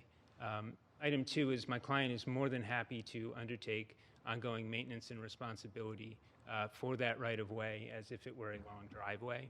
And I'm more than happy to discuss how we'd effectuate that. I think that could be accomplished simply with like a license agreement without needing to go through a street vacation or something like that. And then finally, following completion of improvements, we're more than happy, and there had been discussions with Raritan about terminating the joint services agreement, which would return authority for the Bridgewater lot back over to Bridgewater, which would include, things like the authority to tax the lot going forward. We think it's the highest and best use of the property. It makes sense. The right-of-way is already there. So in closing, I'd just like to say thank you very much for your time and consideration of this. If there's anything we can do, make ourselves available for meetings, conferences, anything like that. We're very eager to move the project forward. We're happy to answer questions, lay any concerns. I have with me this evening copies of the subdivision plans. Certainly with your council's approval. Mr. President, if I may, I think the discussion would be more fruitful if you had it with the administration and the planner to effectuate whatever thing, because from a practical standpoint, that's the avenue for you to negotiate those things. Yeah. If after the administration and mayor feel it's appropriate to come to the council for action, then so be it. Yeah, I would suggest if you can get Mr. Pappas' information or Mr. Corsini's information, and we can sit down with our engineering staff and planning staff and take a look at it and work through. And if it's just administrative, then we'll hopefully get everything teed up and presented to the council. If there's any substantive issues that we want to talk about, then we'll go through that. And if you ever need to come back, here, let us know you're here. I'm an attorney. I don't know if you're being paid by the hour, but for your client's sake, we could have moved you up a little bit. If to be respectful of your procedures. There was a woman with a small child. I want to make don't cut in front of her. Good call there. But So I guess if the action item can be to make sure that combination of Mike and our counsel, Chris Corsini, have your contact information and vice versa. Scott's going to give you a card or Scott either way. Or Scott can be the intermediary. Reach out to these folks, and we'll get to them. Again, thank you all very much. Thank you. Yeah. If you have plans that you want to leave, you certainly can. With your permission, I'd like to leave them with you if that's okay. Okay, and we'll have our clerk accept that. Please, fix the right away. Thank you. Anyone else wish to address council tonight?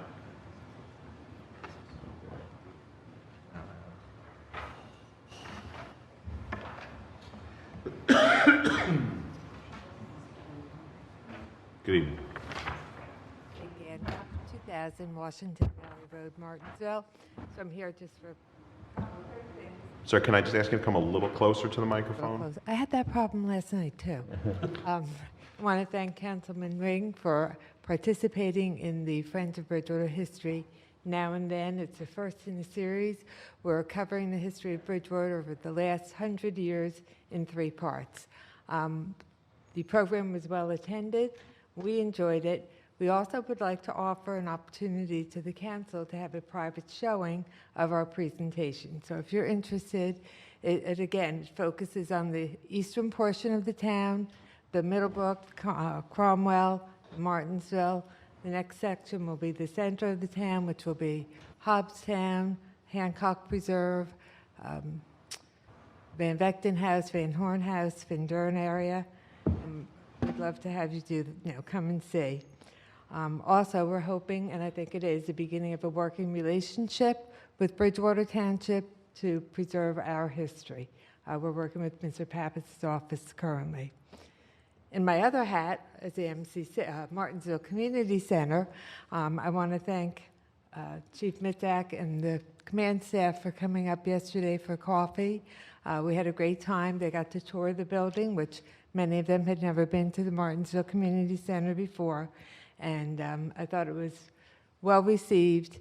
And thank you for supporting the community policing program. We appreciate that. And very last, I hope that in your new budget, there's a line for historic preservation. All right, thanks so much. Thank you. I have to sign this. Anyone else wishing to address?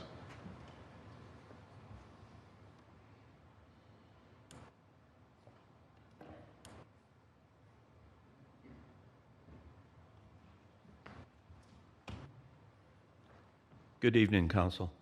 My name is Alan Ramsey. I live at 27 Linville Lane. I've been a resident and homeowner in Bridgewater since 1990.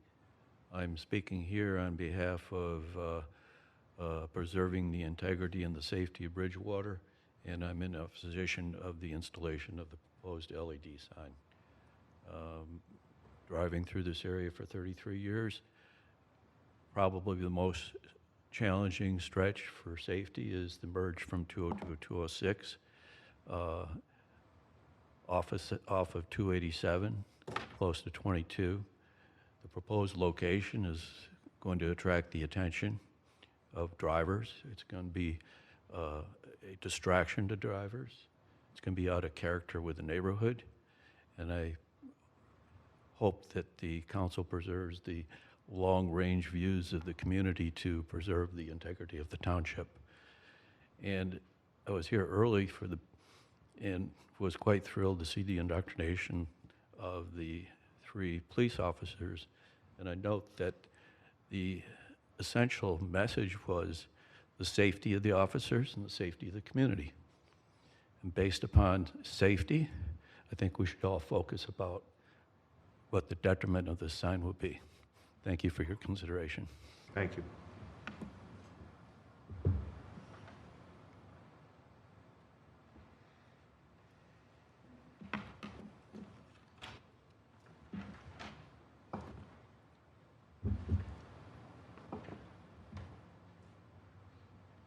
Good evening.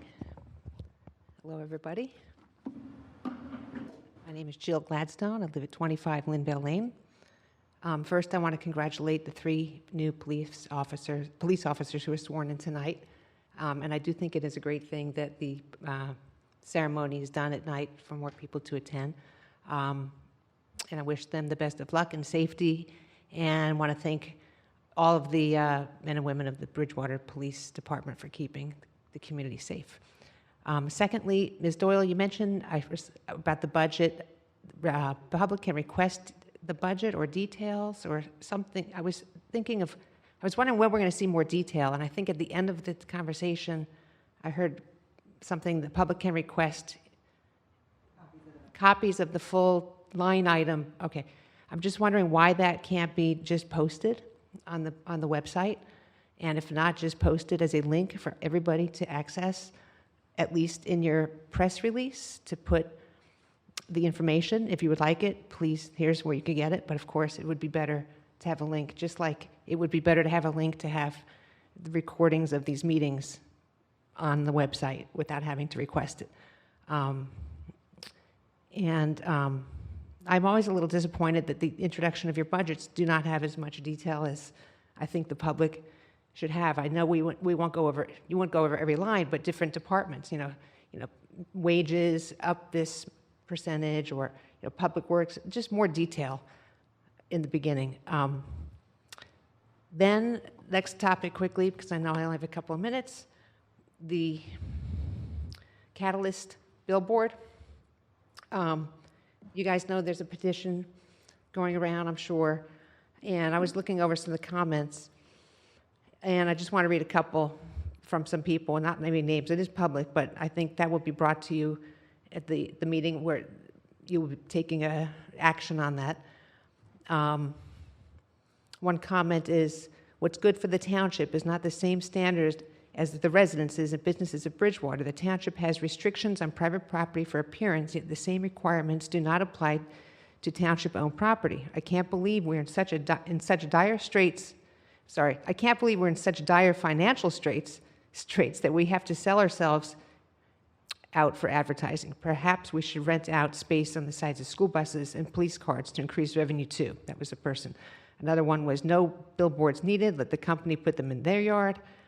Frankly, here's another one, I think this monument would be hideous anywhere in the township. The one on 202 in Flemington looks like a huge tombstone. I'd hate seeing something like that every day in my town.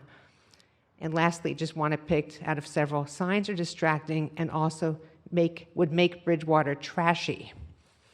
My biggest concern is the safety element as far as distraction goes.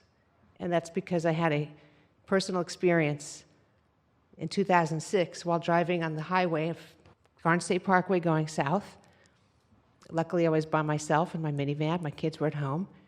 And I was rear-ended on the parkway. And it was a distracted driver. I went off the highway into the wooded section, flipped over, broke my pelvis. Luckily, like I said, the kids weren't in the car. I was told it's a miracle I survived it. The thought of having one of these quickly, whether they're on for 8 seconds or 5 seconds or 30 seconds, that doesn't matter to me. What matters is the increase of distraction for people behind the wheel. I've noticed over the past few years, I don't know, maybe it was COVID, maybe people were cooped in too much, maybe affected the brain, but the drivers lately are nuts on the parkway, all the highways.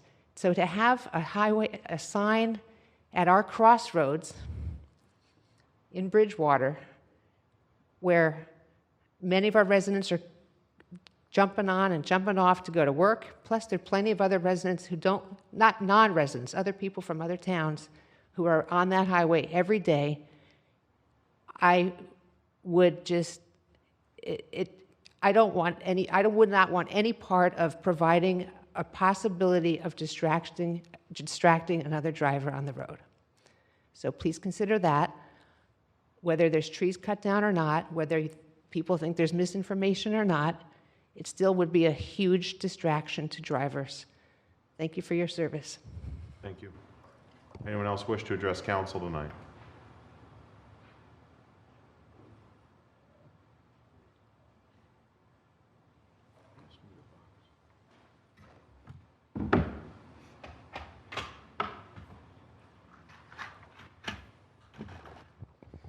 Good evening, Kathy Franco, 766 Weemac Road. Quick item on the budget. I second what Jill Gladstone had said about posting it as a link and posting it easily accessible and sharing that with the public, whether it be on social media or via an email to your mailing list. Also, who do we ask questions of if we have questions as we're reviewing the budget? And please don't tell me to ask OCR. I've asked OCR for the past 3 years questions on the budget, and they say, oh, we'll have to get back to you. I want to be able to have an intelligent conversation with somebody who actually has the details of the budget. So whether it's a councilman who has been involved with the budget process, or somebody in the finance team, or somebody in administration, I think that the public deserves that type of treatment, not to get a middleman who then gets back to us with an answer, and then we have a secondary question, and then they have to research that, and they have to get back to us. So I would like somebody to be, for the public to be informed as to who we can directly contact on that. Just as a point of clarification, Councilman Ring, you mentioned that items from the planning board would be carried to May 2nd, if not covered on the April 25th meeting. But if I'm not mistaken, there was a public notice published in the Courier on April 5th that states the only meeting of the planning board in May will be on 5/16/2023. So I just want to be sure that we're not giving misinformation to the public in that area. And then, Honorable Mayor Mensch, you talked about the zoning board protecting the quality of life, and they continue to ask tough questions, and I agree. I think they did I think they're doing an outstanding job on the catalyst applications, on warehouse applications, on subdivision of properties into 4 lots, and making sure that we're getting the proper drainage and everything else. I think they're doing an amazing job, them and the planning board. So I question, why is it that this billboard, this gateway sign, this municipal monument, call it what you will, is going to go through a cursory review, but not actually an application process with zoning or planning? Why it's going to get a rubber stamp, or maybe it won't get a rubber stamp, but then it'll come back to council and you can do with it what you want. I don't think that that's appropriate. We have, as people have said, many ordinances that have been in place, especially regarding signage, since 1991. And that is to protect the quality of life and the quality of the character of this town. Last week, I drove to Philadelphia and back twice. I passed through Flemington and I passed through Philly. And I was inundated with billboards in both Flemington and in Philly. I don't live there for a reason. I live in Bridgewater for a reason, because I'm not inundated by that. What is the price tag that we're putting on Bridgewater? I mean, if they had offered $750,000, would we have jumped at it? $500,000? Are we up for sale? Are we up for rent? I don't want to live in a town that's going to go to, that's renting ourselves out. I thought that we wanted to preserve the quality of life, that we recently changed our logo to insert trees on it. And now we're going to cut down 7 trees. And yes, they'll be replaced, but how big will those trees be that are replaced with it? Right now, the ones that are there are probably 10 or 15 feet. I don't know what they are. I don't know how fast they'll grow. But, there are trees that will be cut down and will have to be replaced. In addition, Mayor Mensch talked about the fact that spending the $1 million, you're talking about possibly pickleball courts, skateboard parks, looking at different projects. How does the community at large give input into how and what we look at, as far as if you go with this project, or however you plan on spending any money for this township in parks and recreation? How does the community get to give input, rather than just a board of parks and recreation or a few selected individuals? Are you going to put out a survey? Are you going to ask the community? Are you going to hold a town hall? Are you going to ask us what we want as a community, not just hand-picked people who are assigned to a committee? Because I don't feel like you're really asking the community at large what it is that we want. The other thing is, you talk about a 30-year lease. I got a copy of the original bid that was put in. Yes, the original is a 30-year lease. It's renewable by the vendor for an additional 2 terms of 30 years each. So that could be almost a century that we're selling for $1 million plus the rent. That we could have that billboard, that display, that whatever term you want to call it, stuck on that piece of property. And it's assignable. So it's not just Catalyst. Catalyst can sell that a year down the road to some other vendor. And what due diligence have you as a council done regarding Catalyst? Because first they were big, Barkowski Investment Group, and they did billboards, big signs on sticks. And they had that company go for like 5 years, and I don't know what happened to it, but then they became Catalyst Outdoors. And they started this little monument thing that they did in Pennsylvania. And there were a number of lawsuits. And then they sold that company. And now they're Catalyst Experiential.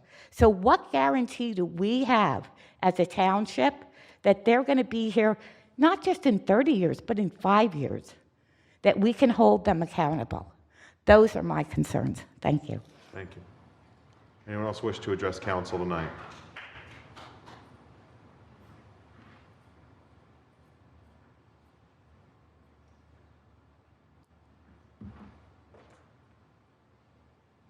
Good evening. I'm Virginia Schrum at 126 Morgan Place. I have a comment in reference to the Catalyst Monument. I am opposed to having an electronic billboard in our town. When our town was considering the CVS proposal at Route 28 and Findurn Avenue in the Findurn section, it was vehemently opposed by the council by zoning, that we did not want to look like neighboring towns. That was a quote from one of the members of the zoning board, or this council, from the CVS application when they wanted to have a billboard. We did not want to look like a neighboring town. In reference to the budget, I think when you were presenting the budget tonight, it would have been nice to have it out so that people then could review it for the next time. If you have it, then why can't the public have it as a review? But also, on this budget, do you list anywhere our outstanding debt? I understand that we are holding debt, so that you're holding a budget of you're proposing a budget of 47 million. What is our outstanding debt at this time? Because I think that that's something that we should know before we go forward with another budget, that we should always be aware of what our debts are. Thank you. Thank you. Anyone else wishing to address council? Motion to close. Second. All in favor?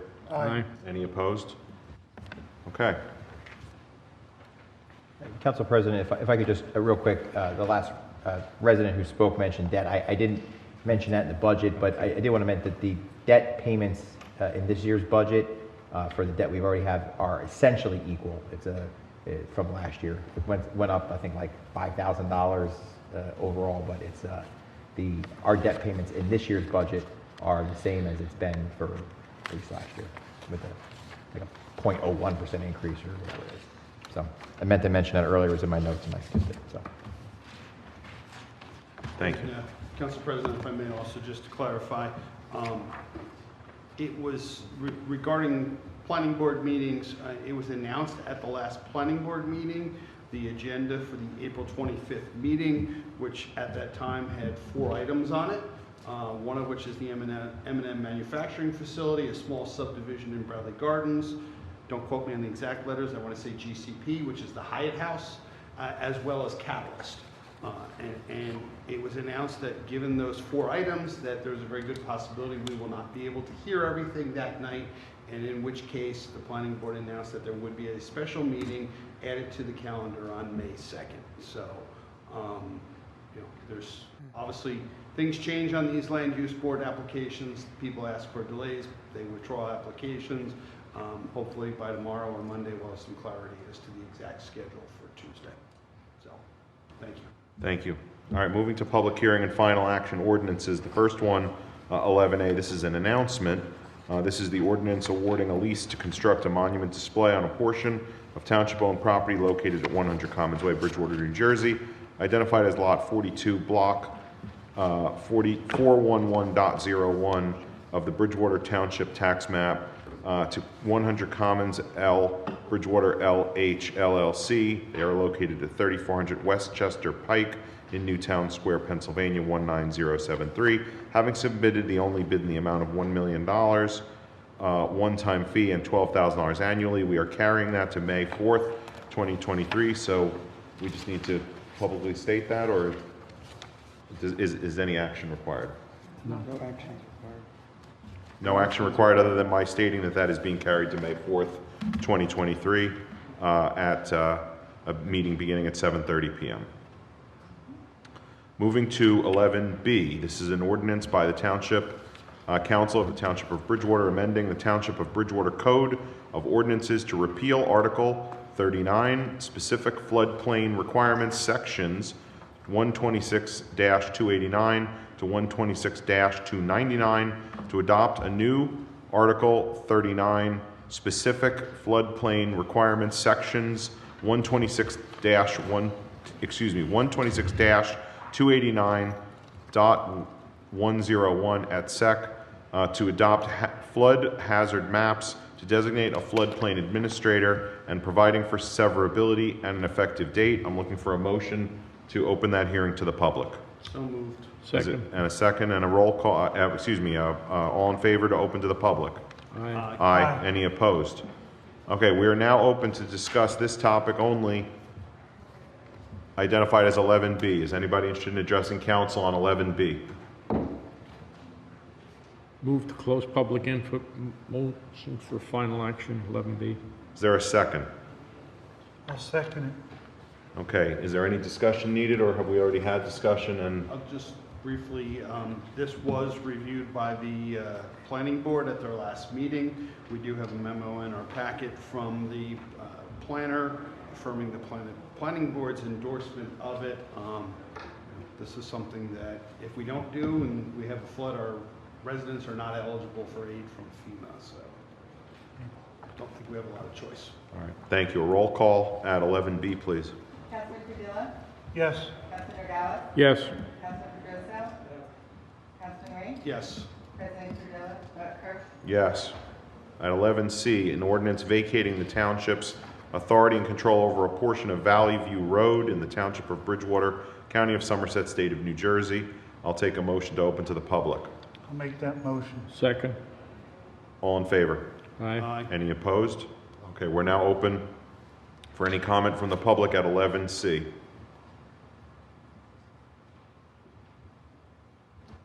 Okay? Move to close public input, motion to move final action, 11C. Second.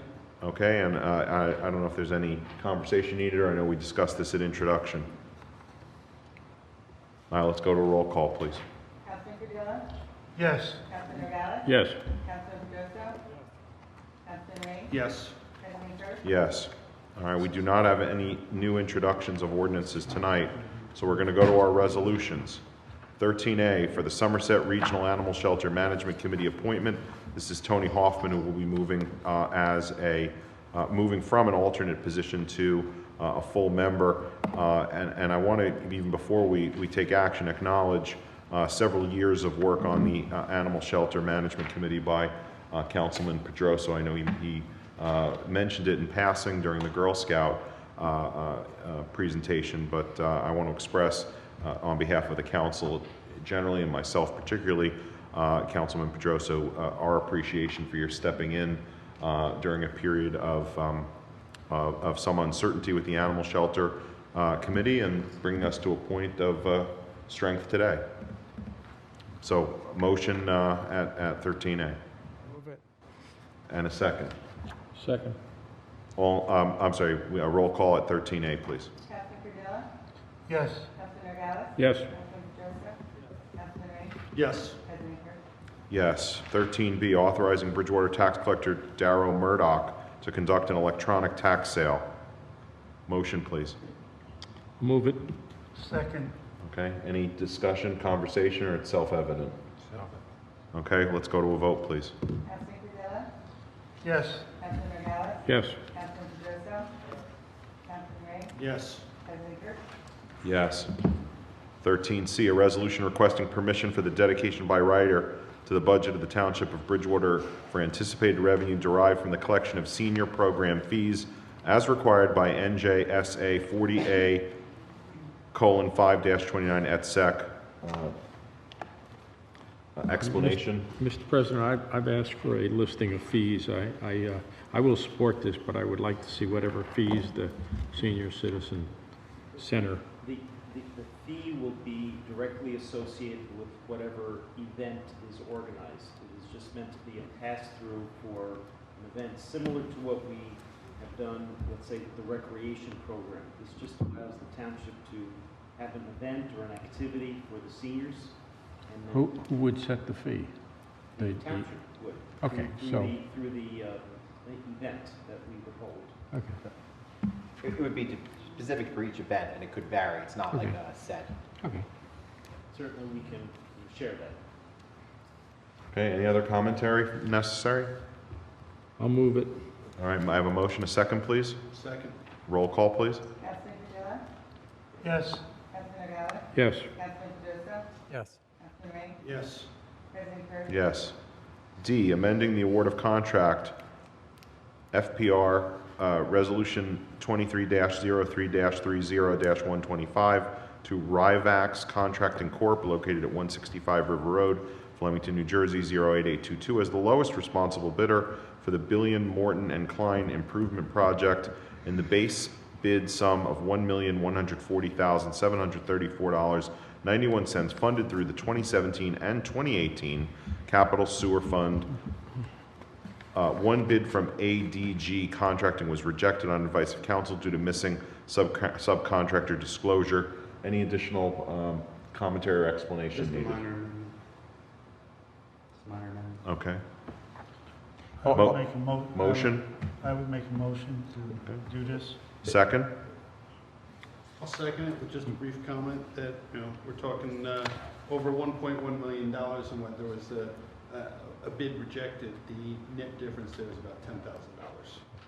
And for the, I'd like to just comment too, that, this project, we've been talking about back, for years, trying to get this project moving.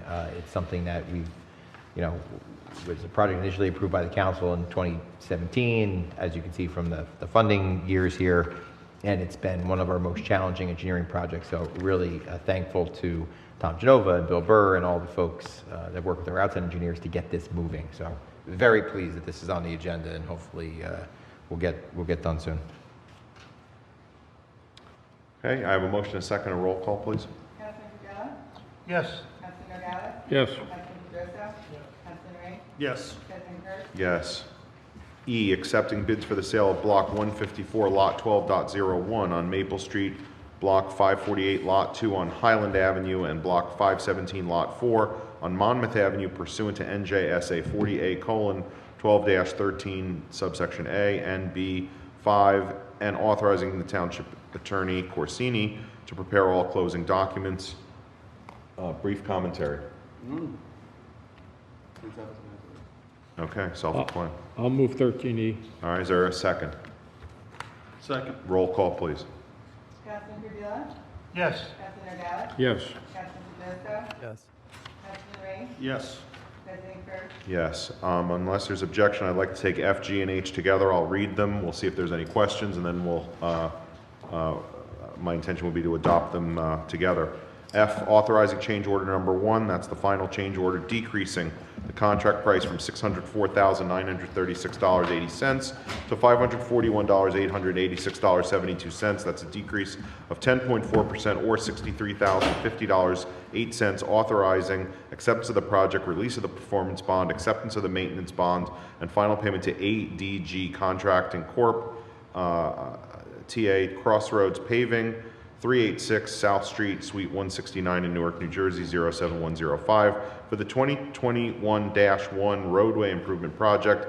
That's the entire lengths of Field Street, Grand Boulevard, Manville Boulevard, Reha Street, and Woodrow Avenue, funded through the 2021 Capital Road Fund. G is authorizing change order number 1, final change order decreasing the contract price from $1,119,062.80 to $890,580 $589.55. That's a decrease of 20.42%, or $228,473.25. Authorizing acceptance of the project, release of the performance bond, acceptance of the maintenance bond, and final payment to ADG Contracting Corp. TA Crossroads Paving, 386 South Street, Suite 169 in Newark, New Jersey, 07105 for the 2021-3 roadway improvement project. That is the entire length of Burning Bush Road, Camelot Drive, Falcon Court, Mountain View Avenue, Red Lion Way, St. George Road, and Victor Street, the portion Mountain View Avenue to Bird Avenue, funded through the 2021 Capital Road Fund.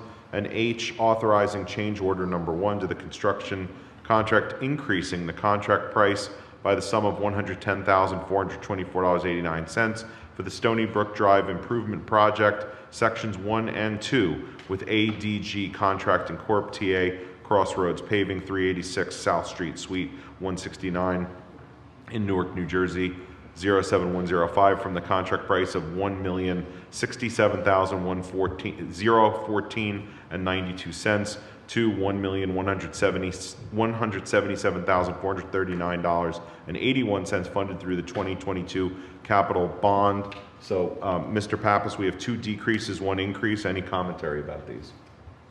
The increase that's probably of interest to individuals, there were a couple of drainage issues that were brought to the attention to our engineering staff by residents during the course of the project after it was initiated that we thought should be addressed since we had the crew there.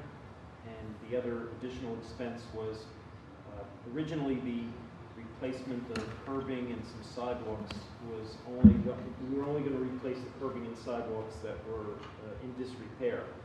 And as, again, we proceeded into this project, the vast majority of the curbing was going to be replaced, and the residents, rightfully so, felt that the difference in appearance and quality of texture was going to be starkly different. And again, we thought to accommodate the neighbors and legitimate questions and concerns that they had, we were able to replace portions of the curbing so it was uniform. And that is the reason for the increased cost. I did talk to Mr. Burr about that too, and I understood it and I support it. There's one question. Camelot is listed as entire length of Camelot. I think Camelot appears in 2 spots. I think it's separated by a piece of Peters Brook, and I assume they're going to do both sides of it? I think so. Okay, thank you. Yes. All right, is there any objection to taking F, G, and H together? I'll do consent on those 3. Okay, I have a motion to my right and a second to my left. And we'll have a roll call vote.